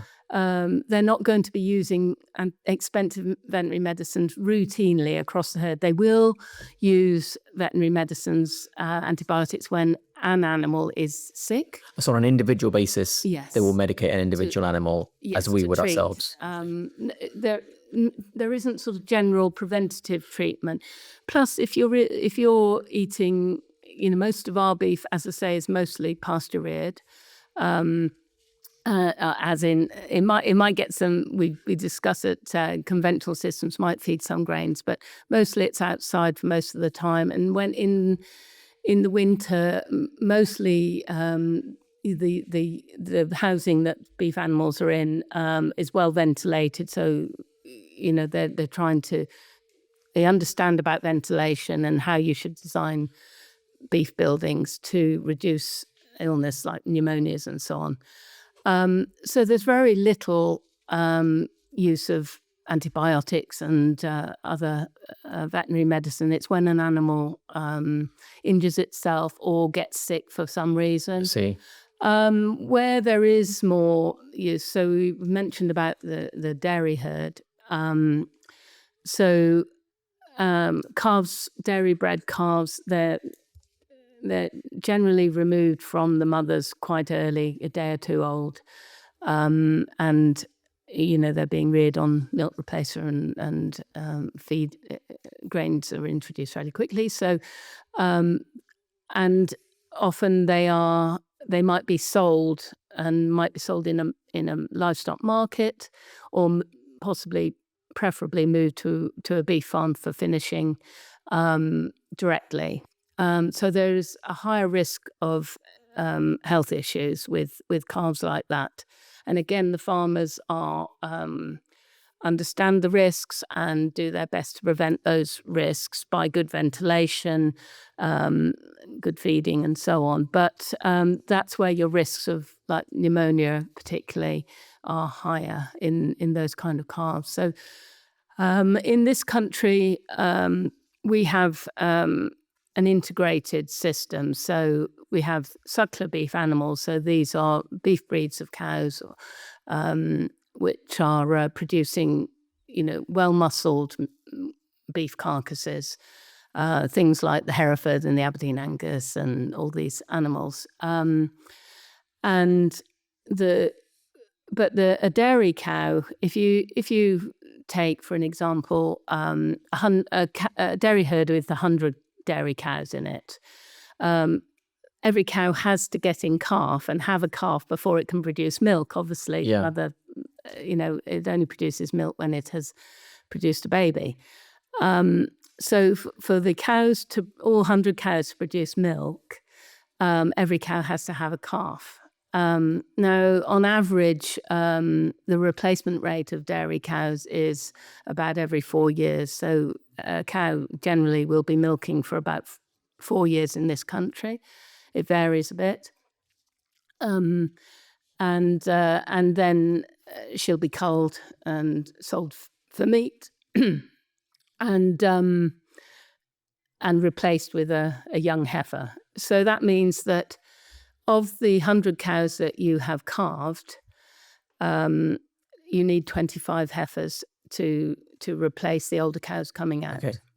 Before your life, based on a 4-year life cycle. Yeah.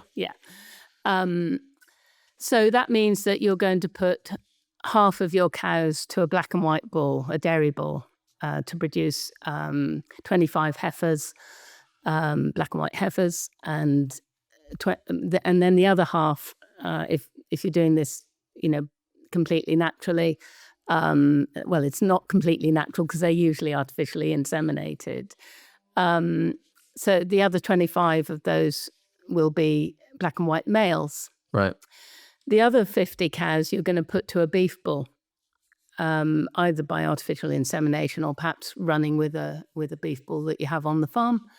And so you've got 50 calves that are dairy cross beef, half female, half male. So you've got your 25 black and white heifers that are going to be the replacements for your dairy herd, and you've got 25 black and white males and 50 crosses. So the 25 females, some of those 25 female beef cross may go to become suckler cows in a suckler herd. So they may live a long life and produce many calves themselves. The beef cross dairy males and some of the females will just go to a beef farmer to rear as beef. And so that would be reasonably good quality beef, and they'll be reared in a beef system. Okay. Some of them, they're likely to, then if you look at the dairy bred male calves, the 25 male calves, they're poor quality in terms of beef qualities. So because the genetics for dairying are the opposite for the genetics for muscling. So a dairy cow is very angular, very little meat on the hind quarters and everything. So they don't produce much meat, muscle meat. That's true. You can see the bones a little bit easier on the very back angular. Out. Yeah. Yes. Hat racks in some cases. Yeah. So those dairy males are relatively poor quality, and they're the ones that may go into a more intensive, more grain feeding system, be finished as bulls, perhaps. So that's the way it works. Now, if we don't eat beef, if we say we're all going to go vegetarian, and we're going to be vegetarian, we're going to have milk and eggs, and you've now got 75 calves that you have no outlet for. Yeah. Right. So what are you going to do with them? You're going to shoot them at birth. So that's 75 needless deaths. Yes. Whereas at least if they go into the beef herd, they have a longer life. They have quite a good quality life, good welfare in this country. Maybe out at pasture most of the time. Yes, they are going to be slaughtered, but it's a humane slaughter system as well. Much less than the way that we kill animals to protect crops. Yeah. I mean, these things that you said, I just don't hear from vegan advocates. Mm. And I get the feeling that they've never actually been on a farm or worked on a farm or worked in the farming industry. Yeah. And a lot of things that I hear from that side of the field, no pun intended, is sounding now completely oblivious to the truths of how these things are actually done. Yeah. And again, I'm going to come back to it. For me, the most shocking thing is we're not looking after the farmers. Yeah. We can't expect any change Yeah. if we don't look after our people. And one of the things that I think is holding back from doing these changes is, in the UK at least now, the loss of those EU subsidies. Yeah. Could you give us an idea of what the average farmer is now losing, Oh, if that's even possible? well, it's what kind of farmer, arable farming tends to make more money. But it's very, changeable from year to year, Oh, right. It's not even consistent. No, because of the weather. Oh, yes, I see. Okay, yeah. So, whatever kind of farmer you have, if the weather, say it's a wheat farm, an arable farmer growing wheat and other things, let's go back to the 70s. In the 70s, we had a couple of really severe drought years. You won't remember, but I do. Very, very hot, dry summers for a couple of years, 76, I think it was. And the potato price went through the roof. And supply. Yes, because there was a lack of water and so it's supply and demand. Those farmers that could produce any potatoes made a lot of money, but most people couldn't because it was just too dry and their crops failed. Unless they were irrigating, and obviously in a very droughty year, you might be limited on irrigation as well. So in good weather, in good years when the weather works your way and you can get your harvest in, it doesn't rain when you're trying to harvest, then yes, you'll have a better year, yields might be better and so on, but the price might be lower. I see. So we're venturing into economics at the end of the day, aren't we? Yes, exactly. Force is bigger than just what someone wants to set the price at. Yeah. So in that perspective, I mean, right now, if you were to go into a supermarket around here in London, you might get, let's say, a litre of milk, circa £2, let's say. And you said already that's a complete loss leader to the supermarket. Yeah. And the biggest loser in that is the actual farmer. The actual farmer, yeah. What if you were buying direct from the farmer? Yeah. What would that 1 litre of milk ballpark? If it was too difficult to say, that's absolutely fine. I haven't done the maths recently, I must admit, but I would say at least twice as much. Okay, so £4 for a litre of milk in order for them to actually make a living. Yeah, I would say so. It's not even, and especially if you want to buy organic milk, if you want farmers to look after the environment as well. Yeah. You've got to enable them to afford to do so. They've got to be able to make a living as well. So, for instance, in the book, I talk about Dartmoor a little bit. I worked on Dartmoor, environmental management aspects of Dartmoor. Yeah. It's an area that comes for a lot of criticism, particularly of it's mainly beef and sheep on the moor. And I talk in the book about why that situation has arisen, because Dartmoor has been farmed by grazing, been grazers on Dartmoor for 5,000 years, wow. And yet the damage to the moor is within the last century, less than the last century. It's really since the Second World War, and it's all down to politics really, and misguided policies. One of those things, there's various things, is the EU subsidies encouraging high stocking rates and changes in the way that animals were able to be grazed on moorland. Political changes. Okay. I can go into more detail, but it's in the book. So sure. Just going to interrupt you for 1 second. In case you're wondering what book Alison is referring to, or Ali's referring to, it's this one, Why Vegans Have Smaller Brains. And there's a lot, everything we're discussing, is kind of a conversational version of the kind of things that's spoken about in this book. And I think it's very eye-opening. I've had my eyes opened. And I think based on what you just said there, I've got a question which I hope you have an answer to, but I understand if you don't. You've used Dartmoor, and you've spoken about it in the book as well. And you talked about the fact that it's not the animals that are causing the issues, it's the politicians. Yeah. In 2025, be it in the UK or another country that you know of, are there any politicians or a single politician that you feel as though understands the plight of the modern day farmer and is actually looking out for them and that we should support? debatable. I can't think of any that are actually in power. I would give a shout out to Nadine Webster in Ireland. Okay. Unfortunately, I think she didn't get elected the last Irish elections, but she understands the pressures that the farmers are under, and she's written a very good book about all these issues. Do you know what the book's called? Sorry, I'll have to look it up. It's fine. Nadine Webster. Nadine Webster in Ireland. The subtitle is Flawed Figures, I think. Okay. And she goes into emissions and the things that farmers are being expected to do now, particularly with the methane issue. Yeah.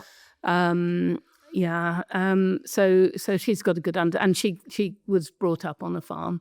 There's a surprise. It's difficult to say in terms of politicians who understands and that, but What a shame. So. And you touched on something else there. There's another thing that always comes up is this idea of methane. Yeah. There was a film out, I don't know the exact year, it must have been within the last 5-8 years or so. I'm sure you've heard of it, a movie called Cowspiracy. Yes. And they're talking about how the methane emitted by cows is just the worst thing ever. Now, I would like to say to you my understanding of that, and for you to then criticize and correct wherever necessary, because I'm a very lay person in this. My understanding is that, yes, methane is produced by these cows, just like every animal. And what happens is this will rise up into the atmosphere. It will then, once it's in the atmosphere and in the clouds, it will then convert into carbon dioxide and ammonia. Water, I think. Water, sorry, carbon dioxide and water. Yeah. And yes, CH4 is methane, sorry. And what happens there is the CO2 is then taken back in by the plants. Yes. And the water comes down as rain. And those cows re-eat those plants. Yeah. And then it's like a round. Cows, yeah. Am I talking rubbish? No, that's really very good. Yeah. Okay. So we call this the biogenic carbon cycle. Okay. Cowspiracy completely ignores it. They obviously don't know anything about it. So if we look at emissions from fossil fuels, so for a start, Cowspiracy claimed that it's just a movie and it's based on an essay which was published in World Watch magazine with no scientific basis at all. And what both the essay and Cowspiracy claim is that livestock farming is responsible for 51% of emissions. 51%, that is absolutely ridiculous. But it's not even near what the IPCC and the other UN bodies say. The IPCC tell us that 76% of emissions come from fossil fuel burning for whatever reason. That's the kind of thing I would have guessed. Yes. So 24%, according to the IPCC cake, is coming from agriculture, forestry, and other forms of land use and land use change. All right. So, and agriculture is actually responsible for about 10%. So if you look at the statistics for UK agriculture, about 10% of emissions are coming, of our national emissions are coming from agriculture, roughly half and half crops and livestock. Okay. And it's similar figures in the US. Right. But what the livestock, grazing livestock anyway, do is that they can reduce that figure a bit for the livestock sector by carbon sequestration. So what Cowspiracy and these other media outlets say is that cows produce. They usually say that cows fart a lot. Yes, and that's pretty much the whole premise of the film. Is the level of ignorance involved. So cows belch out methane, and they do. Yeah. They belch out methane. And so do all other ruminant animals. So ruminants are cows, sheep, goats, deer, elk, bison, lots and lots of ruminants. There are about 200 species of ruminants. Many of those species are wild ruminants. And for some reason, we take no account of the wild ruminants. Okay. So Yes, that is quite peculiar, actually, isn't it? yes. Yeah, I can't believe I haven't thought about that before. Yeah. So as I say, the Cowspiracy figures are a gross exaggeration of any UN figures. The problem has been in the Food and Agriculture Organization of the UN did a series of whole life cycle assessments of emissions from the livestock sector, the global livestock sector. That term in itself is a nonsense. There is no such thing as a livestock sector. You have very different systems of livestock farming in different parts of the world with different kinds of livestock. So, all different species, different breeds, different environments, and different ways of rearing them. So the first problem with these food and agriculture assessments, and they have been very highly criticised by all sorts of scientists, creditable scientists like Professor Ian Scoones at Sussex University, who's a pastoral specialist, and lots of scientists who are specialists in pastoralism, which is livestock herding. I see. On range grasslands. So going back to the biogenic carbon cycle, yes, the cow belches out methane. That methane breaks down in the atmosphere to carbon dioxide and water. And then it's about 7 to 12 years for that breakdown to happen in the atmosphere, which is a very short time. Carbon dioxide just hangs about in the atmosphere for a long time, maybe thousands of years. So it turns into carbon dioxide, but the plant that the animal has eaten. So let's get the law of conservation of mass and energy tells us. First law of thermodynamics, basically. Yes, tells us that the cow cannot create carbon from nothing. No, she has to have got that carbon. So methane is CH4. Yeah. She has got her carbon from the carbohydrate that she ate from the plants. And the plants got that carbohydrate from the CO2 from the atmosphere. So the cow belches out methane, it breaks down to carbon dioxide and just replaces the carbon dioxide that has already been extracted from the atmosphere. Yeah. And there's a bonus. So cows are magic in some ways, and so is grass. So this system doesn't return all the carbon to the atmosphere.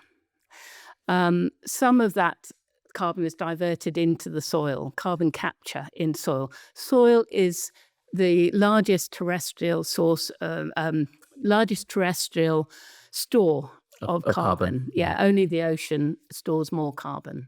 And we've talked about peat soils a little bit, which are the richest in carbon. And so they're the best stores of carbon, but we have very small areas of peat globally, and they're being destroyed at a rate of knots. But what we do have is large areas of grassland. 2/3 of the world's agricultural land is grassland, because it's marginal land. And a lot of that will be in range grassland or the kind of grasslands that we have in the west of Britain, hills and uplands and so on. Grass that's never ploughed up. Apart from peat, that is the best store of carbon. It's even better than forests or better than temperate forests anyway. So temperate grassland is more important for carbon storage than temperate forest. So the idea that we should plough up grassland and plant trees on it is a complete non-starter and ridiculous. What we should be doing is planting trees on arable land, the land that we grow grains and sugar beet and oilseeds on, because we don't need to eat those. We'd be better off not eating them, and we'd be better off planting trees or returning to grassland, that land, and rearing cattle and sheep from it. So grassland soils are a major store place for carbon. And what happens is that the grassland plants take carbon dioxide out of the air during photosynthesis. They turn it into sugars and fiber and starches, and they secrete some sugars through their roots into the soil. And there's a wonderful ecosystem in the soil. The soil is a huge ecosystem. Just a massive amount. It's more than half of the biodiversity in the world is in the soil. You're kidding me. No, yeah. Wow, I did not know that. Yeah. Astonishing. In our terrestrial environments, Yeah. more than half of the biodiversity is in the soil. Wow. And so it's really important that we look after those soils in the best way. So the plant is secreting sugar into the soils, and that's there's a fungal system that works symbiotically with encourages the plant to release. Mycorrhizae fungi, I believe, is a very important species, right? Yes, and it puts this kind of glue around the roots of the grass called glomulin, and that acts as an exchange mechanism for the plant to trade sugar with the soil organisms, and the plant gets, in exchange, it gets minerals and things back via the soil organisms. So that's one way in which we call this carbon sequestration, the drawdown of carbon into the soil, and that's one way that it happens. And you can just say, we can just leave all that grass without any livestock on it, and that would be fine, rewild it or just leave it as it is. But actually, it's better if it's grazed for two reasons. So for a start, the grazing activity of the animal encourages the grass to secrete more sugar into the soil. So as the animals eat more of the grass, so long as they're not overgrazing it. I see. Okay, yeah. So, but it stimulates the grass to produce sugar. Right. Okay. And the other thing is the dung from the animals. So we've had some diversion of carbon from the atmosphere into the soil via the plant, and then the animal will eat the grass and plants. And it will capture some of the carbohydrates, some of the carbon in its own body tissues. So that some of it is captured. And it will also deposit dung, which is rich in carbon, onto the soil. And nitrogen as well. Yes, the nitrogen's mainly in the urine. Yes, sorry. Yeah. And but the dung is carbon rich. And again, there's a wonderful ecosystem. So dung beetles quickly take that dung underground, and other soil organisms, worms and things, processing that manure, and it is enriching the soil with carbon. So the animals are important in this. Can I interject just for one moment? Mm-hmm. You've said something which I think to you is just part of your job, and you know very well, that the animals take in this carbon into the ground. But that is, correct me if I'm wrong, that ability to do that is completely decimated if you are just growing crops and you just destroy everything, right? Yes, absolutely. Crops don't sequester. I mean, there are quite a few studies on this. It's crops don't sequester carbon because they aren't in the ground long enough. It's an annual plant. You're constantly disturbing the soil, as we've discussed, and releasing carbon out of the soil into the atmosphere. The crops don't cover the ground thickly enough, and they're just not in the ground long enough, and you're disturbing the fungal mycelium as well. It won't be there in an arable situation. There won't be a fungal mycelium. So, and there was a UN initiative called the 4 in 1,000 project, which was to incentivize farmers to increase the carbon content of their soils by 4% in 1,000 years. That was the idea. And good quality research by Rothamsted Research it's one of the most highly respected research organizations in the world. It's in this country. Their research has shown that it just doesn't happen. There is our sequestration. All you can do is minimize the losses from arable soil, and you do that by minimal cultivation, so direct drilling and minimal tillage where you can. You can't always do that. And using cover crops to reduce the exposure of the soil. And from my perspective, again, please correct and criticize as necessary. My perspective on this livestock, on carnivorous diet requiring higher amounts of livestock breeding and farming versus just doing crops. One of the reasons I feel that the former is kinder to the environment, kinder to life, animal life, is you kill one cow, yes, you can get 900 to 1,000 meals. Yes. If you decimate a field, all the little bugs, the insects, the worms, the dung beetles, the birds that hide everything, you've affected so many lives. Absolutely. Am I talking nonsense? No, not at all. So there's a chapter in the book called "Wheat is Murder" because of the phrase that's often used by the plant-based people of "meat is murder." Actually, it's the other way around. So we've called that chapter "Wheat is Murder." And that's about the death and destruction in crop agriculture, which is much greater than in pasture-reared beef and lamb. There's also, you've just been talking about the damage to the soil, and there's good quality research by Rothamsted and by many organisations around the world that shows terrible losses of earthworms in soils that are intensively farmed. And that's coming from the carbon loss. So if you're losing organic matter, there's lack of food for the worms. Yeah. Also, the agrochemicals that you're applying with intensive crop production, the artificial fertilizers and the pesticides are killing the worms. Not just the worms; it's the entire flora in the soil. So we're ending up with dead soils. Yeah. And as you lose organic matter from soil, the soil dries out because it's the organic matter that holds moisture in the soil. Carbs hold on to water in our own bodies as well, right? Yes, that's right. So it makes gives the soil structure. Makes it spongy and absorbent, and you've also got the drainage. Good soil structure means good drainage as well, when you're losing organic matter, you're also losing moisture, and eventually, what happens is the soil dries out and it blows away or washes away. Yeah. So it's just dead. It's like sand almost. Yes, and we saw this. There's the classic example of it is what's known as the Dust Bowl in 1930s USA. Yes. 3.5 million American families or American individuals, if you like, but families lost their farms and were made destitute when that happened.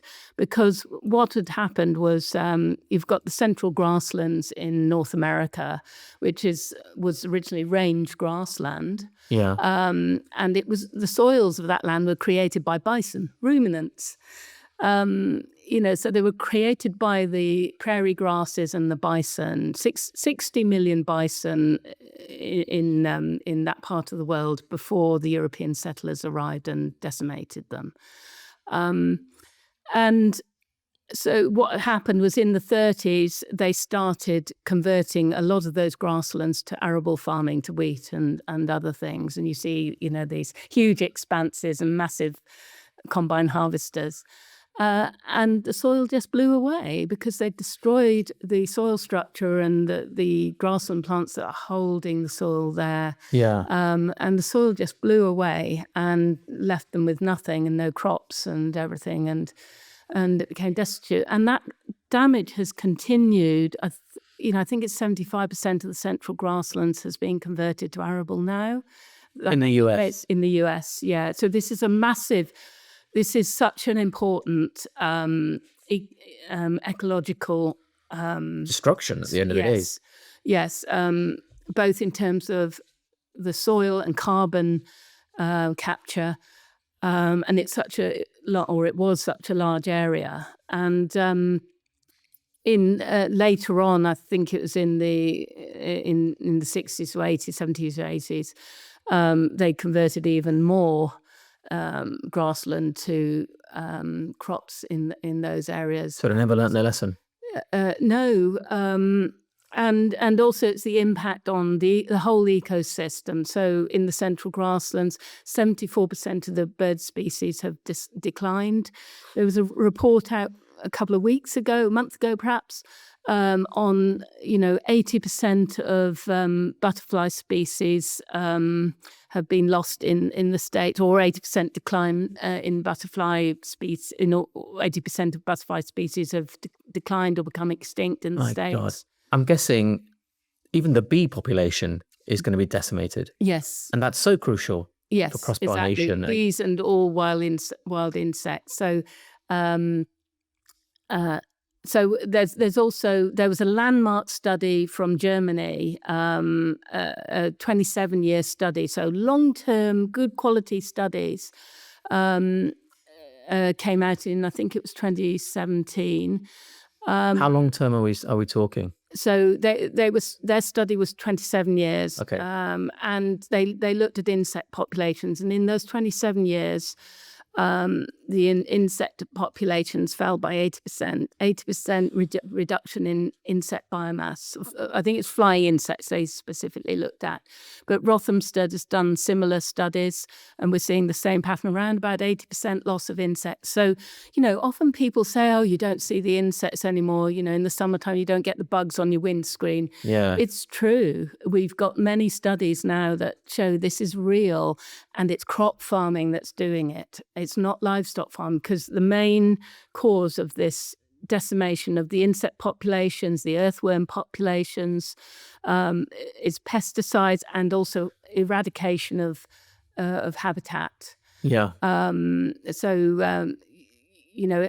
When you've got grazing livestock like cattle and sheep in pasture, the way most of our beef and lamb is produced,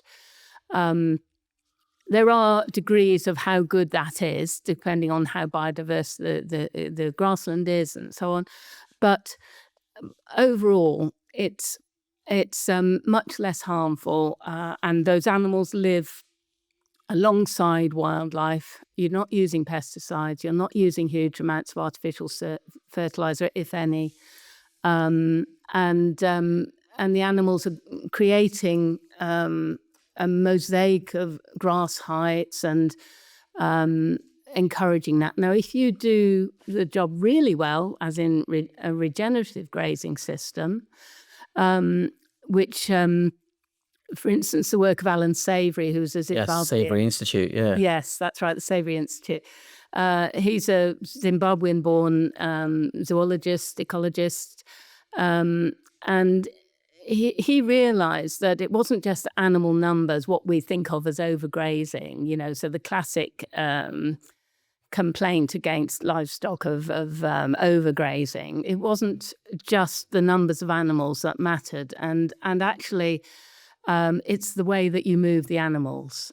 As in physically from one place to another. Yes, so getting them to move. And this is what pastoralists do, herding livestock, say in Mongolia. Yeah. So we've seen massive problems in Mongolia, again, due to the politics, not because of the animals themselves. Similar to Dartmoor. Similar to Dartmoor, yeah. And so if you...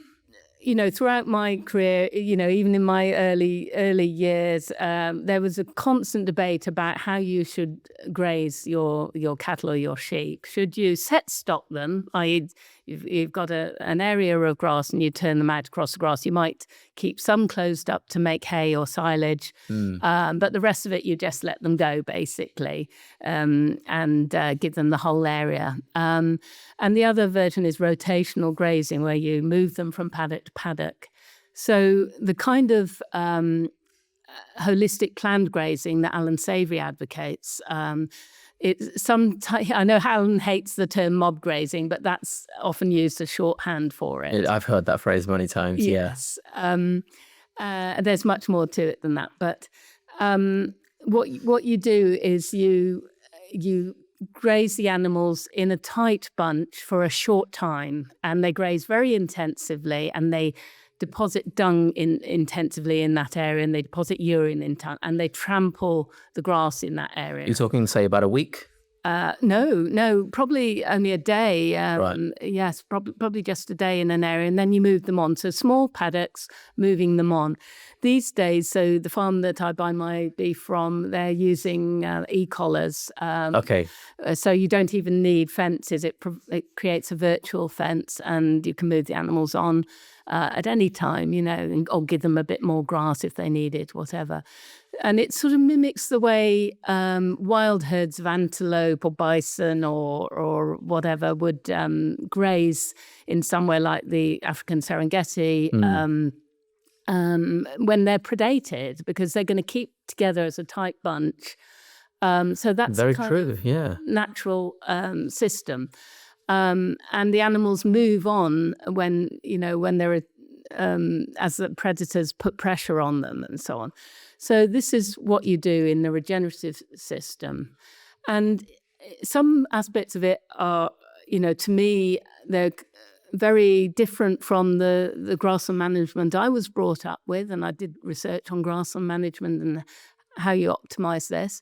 But so the system with regenerative grazing would be to let the grass get quite long, and the animals trampling some of it, and that's adding fiber back to it. But what you're doing is intensively adding manure, carbon and nitrogen from the urine into the soil, and then you're moving them on. And it's a long time before the animal comes back and grazes the area again. So when you're set stocking animals, what will tend to happen is that, they'll graze some grass, and then that grass will start to regrow again, and it's a tender, green, young, fresh shoot. So it's very attractive to the animal. It's the highest quality grass. It's young and leafy. So they'll tend to graze that again. So to prevent them doing that, what regenerative grazing does is move them away so that they can't graze it a second time, and it allows the plant to regrow properly, and they're going on and goes in the next plant. And what that means is that the plant isn't depleting the stores of energy that it's storing in its root, and it can secrete more sugar into the grass. So this encourages more carbon sequestration. And how long before the cows come back to the original patch? It depends on, you do have to sort of suck it and see. But I think, for many people, it might be 50 days, 50 odd days for... So you do need a significant sized farm. Well, it depends, Depending on how many cows you have. A smaller farm, it depends on the size of your herd. And the overall, you'll have a stocking rate per hectare or per acre. The way when I was in the 80s and 90s, the way that we were growing grass was, or at least the way that we were advising and researching, was that you should have short, young leafy grass. And I think my view is that that's suitable for a system in which it's mainly ryegrass, so because we were more production orientated and less environmentally focused in those days, whereas grassland should be more diverse and have as nature would have intended. Yes, it wouldn't be just grass. It would be broadleafed plants as well, which are deeper rooting species and so on. So that's kind of the way that works. Sorry, I've probably gone. No, please. It's very interesting. I mean, one thing that you kind of alluded to in the past is in this conversation is the presence in particular farming methods of artificial fertilizer and pesticides. Now, if we are using regenerative farming, obviously part of that is we're not using that, and organic farming is not using that as well. Yeah. Now, I'm sure that contributes to water pollution, as we've mentioned before. Does that also contribute to a reduction in biodiversity? Yes, definitely, very much. So we're seeing these massive insect losses. And, insects and soil organisms. So it's not just the physical destruction of the soil, like in ploughing, that makes life worse for these insects. It's the actual addition of these things as well. The addition of pesticides. Right. So as we said before, pesticides is sort of a catch-all term for herbicides, weed killers, insecticides, molluscicides, fungicides. So it's a whole collection of poisons. They're all poisons. Yeah. Now, if you take for an average crop of conventionally grown wheat in this country, which is the majority of the wheat in this country, the sprayers will be going in 7 times every season. So in a summer season, the sprayers are going in 7 times on average for a crop of wheat. And it won't just be one insecticide or one herbicide that you're spraying. It'll be a cocktail of a mixture of these things. And on average, a crop of wheat gets 20 different active ingredients applied to it. Now, those active ingredients are poisons. So they're poisons to plants, the weeds that you're trying to target. And increasingly, these are broad spectrum herbicides that are just killing everything that isn't the crop. And increasingly, crops are being bred to be resistant to the herbicides that you're using. Right. So a bit like bacteria developing resistance to antibiotics. Genetically modified, whatever, So like the big chemical boys, Monsanto and so on, are often like selling the seed in conjunction with. Yes, they are. I've noticed. I've noticed. And also that you can't take the seed and use it. Yeah, they've sort of engineered seeds to only bloom once. So you have to keep buying it. So they've got a captive market. Yeah. So you're killing all the insect life. And it's not just the impact of the insecticides that's killing the insects or the earthworms and other creatures. It's the combination of all these things. So it exacerbates it. If you're spraying a herbicide and an insecticide, there's research that's shown that the impact on the wildlife is higher because of interactions between these chemicals. So these cocktails, we call it a cocktail of carnage. And 98% of our arable land in this country is being sprayed in this way. With potato crops, an average crop, it's over 30 toxins being applied to that area of land year in, year out. And you have to wonder what impact are these having on us. Now, we have good pesticide regulations, I would say. That doesn't even sound right as a sentence. No. I've come to I used to believe that, but I saw the impacts that these pesticides were having. There's a case in the book that the impacts that they're having on us or on people that are living in the areas where these pesticides are being sprayed. So there's a case I cite in the book from Lincolnshire, from the time that I was working there. There was a cluster of incidents of babies being born with eye deformities, tiny eyes or no eyes. You are kidding me. No. And the farmers, the way I heard of this was because many of the farmers that I was going to were both arable and beef, or arable and sheep, whatever. And I describe in the book talking to one of my farmer clients that I was with, and he was unusually worried and pensive, and saying to me that the farmers in that area had decided collectively that they were no longer going to use a fungicide called benlate by DuPont. And this was in the 90s. And because there was suspicions that it was connected with these eye deformities in babies, and this cluster was in the same area. And it was a teacher in Lincolnshire who noticed this. I can't remember her name, but she's in the book. And she started working with the families, but she didn't know what was causing it until a an observer journalist saw her. She was putting a website online for families affected by these small eye babies being born with small eyes. And the journalist contacted her and said he was working on an investigative project because of similar things in another area of the country, in Yorkshire, I think. And it turned out that the agrochemical company, DuPont, big American agrochemical company, had known since the early 70s when the benlate was first produced, from trials in rats, that it caused eye deformities and birth defects. So they'd known from those times. They were aggressively defensive about this, and they wouldn't accept that it was the case. So they didn't take it off the market until I think it was 2001, benlate came off the market. So all those years it was on the market and affecting pregnant women in rural areas in Britain and in the USA.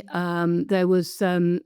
In the early noughties, there was a successful case by an American family, and that opened the way for 30 British families to take DuPont to court for That's that. appalling. But they've known all those years, so don't and that was a fungicide. It wasn't an insecticide, or whatever. So that's just one case, And for vegans who say that we have to just grow crops and we can't feed everyone on meat. I mean, the amount of people you can feed, I think that's another long video by itself. But in terms of, being kind to the environment by simply growing crops, is it possible to do that or without the use of these chemicals? Just with growing crops, I think no, because the only way, as we've said before, the crop growing causes harm to the soil and it causes harm to the ecosystem.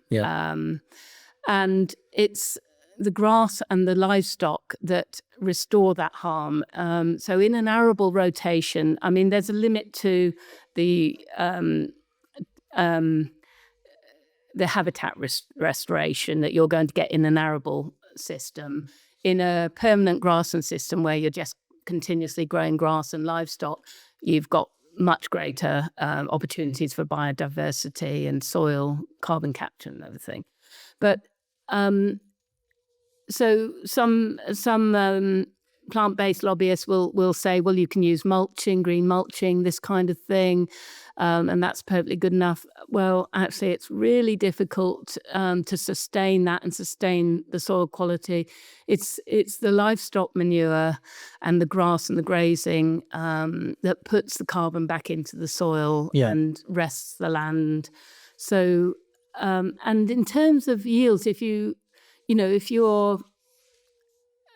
not going to put any agrochemicals on and you don't have any livestock in the system, your yields are just going to go to nothing, and then you move on. It's like slash and burn agriculture in a way. So please don't let me put words in your mouth. Please correct me. But essentially what we're saying is, all these vegan activists that suggest that we should just be growing crops, they haven't got a clue what they're talking about. They haven't got a clue what they're talking about, no. I mean, where I live, we have,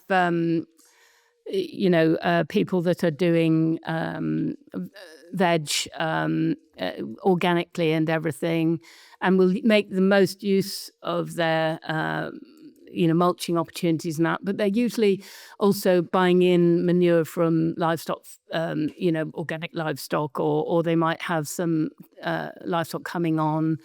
And they're small areas. The majority of our land is being farmed with sprays, with agrochemicals, lots and lots of pesticides, and the amount of pesticides has gone up. The agrochemical industry tried to argue that they were reducing the weight. You can show that they at least maintained or reduced the weight, but that's false. So. There's good studies by it's in the book Friends anyway. of the Earth Okay. and Dave Goulson that shows that actually the amount of active ingredient going on, and that these active ingredients are now more toxic. So the weight is irrelevant. Right. Okay. So they're actually more efficient in their toxicity. They're killing more with less. It's more widespread. We've also got the glyphosate issue. Yes, I think that's much more in recent times now, isn't it? You know, so there are considerable concerns about the health impacts of glyphosate. I mean, Monsanto for a very long time were in that court case in the US with someone that was saying Roundup caused their cancer. I think they've recently lost that, and the plaintiff won. Yes, I don't know how much, but a lot of money. That's right, and this is the most widespread herbicide in the world. Wow. And it's a broad spectrum herbicide, so it's doing huge damage to habitat. It's just killing all the plants. And in terms of health impacts, I mean, Anthony Chaffee interviewed Stephanie, I've forgotten her surname, but she's an American scientist who's written a book about glyphosate. And she's been studying this and the health impacts and so on, and the harms it's causing. So, and you know, we're now using it as a kind of a desiccant on cereal crops before harvest. So fairly soon, before you are going to harvest that grain, to dry out the crop so that you're going to be able to harvest it, especially in our unpredictable British weather. Yeah. So that you can get on with your harvest, and then the grain's going into store. And you don't have to walk very far to just look over a hedge if you're walking down a country lane or looking at your car window, and you'll see these orangey fields that have been sprayed with these. That's why they're that colour. Yes. Right, I see. I thought it was maybe clay in the soil or something like that. No, they've been sprayed. Wow. Yeah. And that's also adding to the soil loss and the destruction of the ecosystem. And coming back to the death and destruction, that people think if they're vegetarian or vegan, they're not killing any animals. That's absolutely madness. Could be further from the truth. Absolutely. You were saying that if for me, as somebody who only eats animal foods, and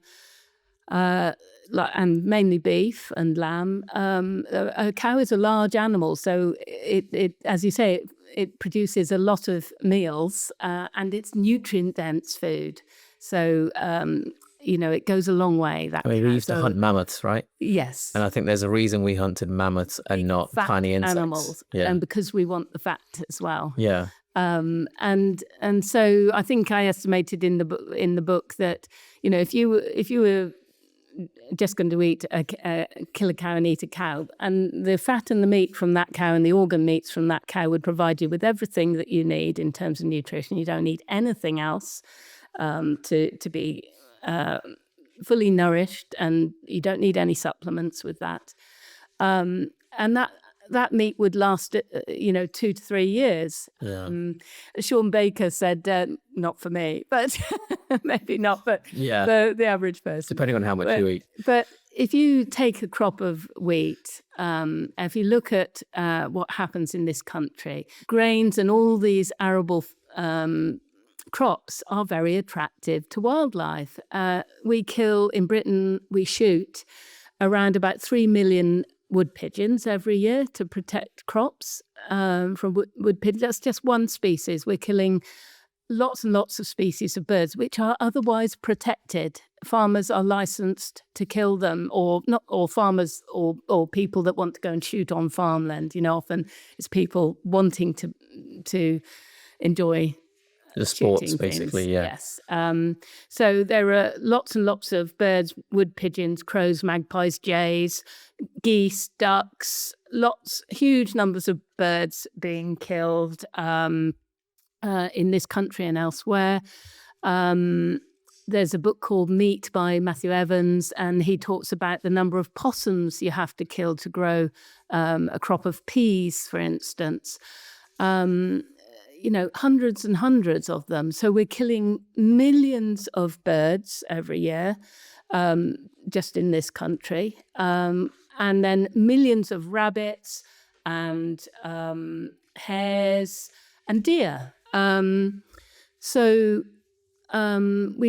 this country, we have a lot of deer. They don't have any predators. We have no wolves left in this country and haven't had for a long time.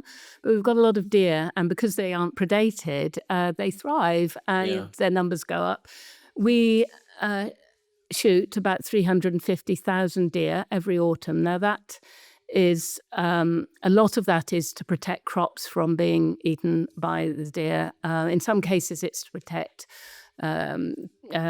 grouse moors and things like this, and also ancient woodland. So I'm not saying that we shouldn't shoot those deer, because their numbers would get out of control, and they do a lot of damage to ancient woodland, particularly to the understory in ancient woodland. So birds like nightingales nest there, and so the deer numbers harm the nightingale populations and other things. But so it's we're just, and what Rachel Carson in her book Silent Spring in the 60s noted was that we are seeing, or at risk of, complete ecosystem collapse from, she was particularly focused on the pesticides, and DDT was taken off the market as a result of her book. But we just never learned the lesson. We just removed one chemical. Swapped one problem for another. Yes, and then we just replaced them with other chemicals, which they say are, at the time are, they're safer, they're this, they're that. So there's the pesticides, there's the habitat erasure by arable farming, and the killing of what arable farmers consider to be vermin. Billions of rodents killed every year to protect crops in store. Also, people kill rodents in their houses. Of course. Whereas with cattle and sheep at pasture, you don't need to kill anything. No. Just need to keep them protected. Maybe with some fencing, and that's about it. So if you see cattle and sheep at pasture, you're likely to see lots of birds. You're likely to see lots of hares. Wonderful to see hares in the countryside. Deer, and the deer can create an extra grazing pressure, but when in numbers, so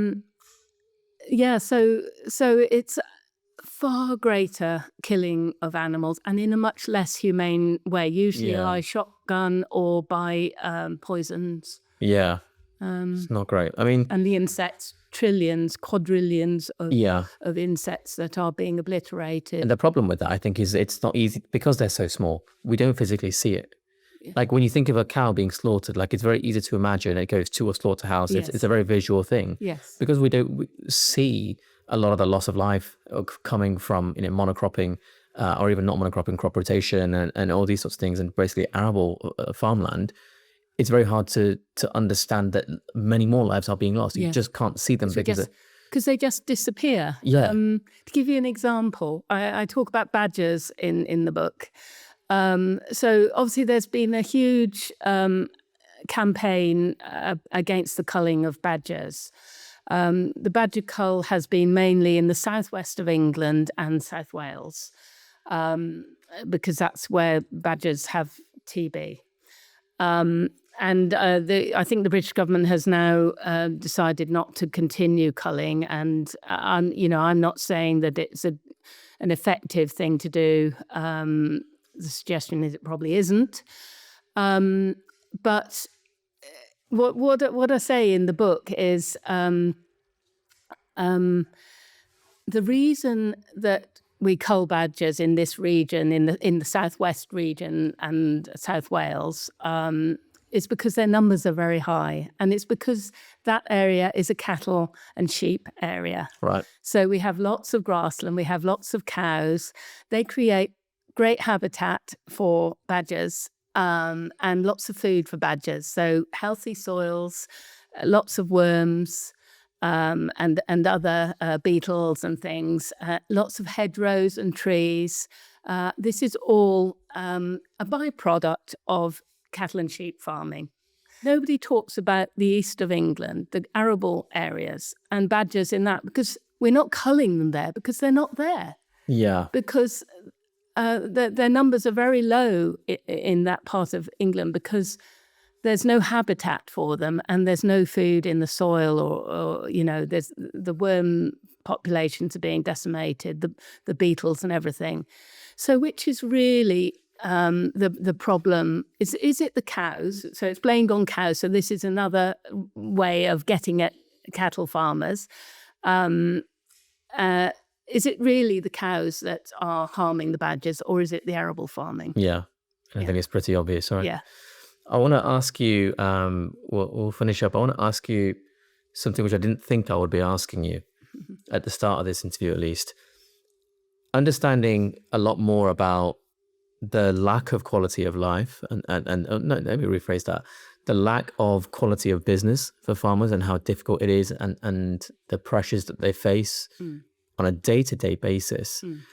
Are there any charities, any organizations that you can recommend that people can work with or donate to help those in need? Yes, there are. It's changed its names. It's it used to be Farm Crisis Network. Very good organization, farmer run. And there are other similar organizations in different localities, but that's probably the best known. I think it's changed from network, or it might be farming. I think they might have got rid of the crisis, but Farming Countryside Network. And it's run by farmers. They support farmers who are having a hard time, and they do a great job. And I used to work in tandem with those people. And help deal with the business side of the farms, because very often what happens when a farmer gets into that situation, there can be a variety of issues going on, and one of the things is that they're unable to run the business properly. There's the pile of brown envelopes, from the Minivag in the old days, DEFRA these days, that they haven't opened, and these are mounting up. And I'll go and open the envelopes and see what needs to be done.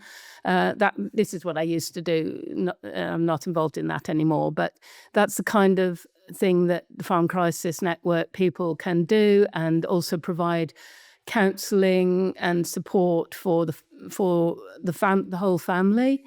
Help with the business aspects, sometimes providing legal help if they need it, or the legal sides of business, help with all the schemes, because this is, the recurrent message is that one of the greatest stresses on these farmers is the bureaucracy and the government. You need a PhD to decipher what they can and can't do sometimes. Yeah, and few people understand how complex a farm business is. You've got the physical work of getting things done. You've got to be able to drive and repair machinery or know what's gone wrong. And most of them, they can do that. They're very, very capable people with a wide variety of skills. You've got to know about the business. You've got to know about the livestock and all the science that goes into that, about grazing management. You've got to be a PR guru as well nowadays as well. Yes, that's right. And then the bureaucracy and the forms and applying for different schemes. And I have to say, it's been a tragedy really ever since we entered the EU. The schemes come out, this environmental scheme, this subsidy scheme, and it runs for 5 years. And the farmers are just getting used to it, and then it goes. And there's a hiatus usually where they haven't thought of what comes next, then eventually something else, and they've got to get used to the new scheme and apply for new things, and so it's absurd. It's crazy. It's important because farmers are land managers. They are the managers of most of our environment. Most of the British Isles is is farmed in some way. There's not much land that you would really call wilderness as there is in the States or Australia, for instance. Yeah. So it's important that people do manage it well, but it's always been stick and not carrot. Right. So there have been organisations, and a lot of my work has been about working with farmers to provide advice and try and support them and not prosecute them. So with the water advice, the organisations that I worked for would be working in tandem. So with the Environment Agency, which is responsible for the regulation and when things get really bad for prosecuting, they would much rather that people like farm advisors. So there's an organisation called the Farming and Wildlife Advisory Trust in the southwest of England. It's no longer national.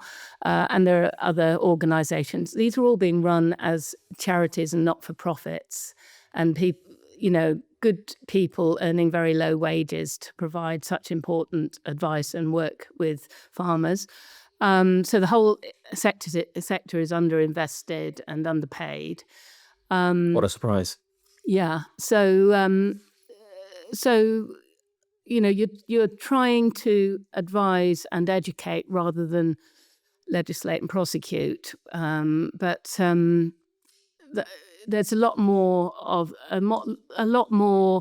understanding needed of farmers and how on both ends. I think on from the political side, yes, to understand what they go through, yes, and also from the public's perspective on what it actually takes to produce good quality food, yes, and for people not to suffer. Yeah. And the farmers are just caught in the middle of it. Yes. Sadly. And the power of the supermarkets and the processors is huge. So people people moan about all these subsidies and payments that farmers have had for years and years and years.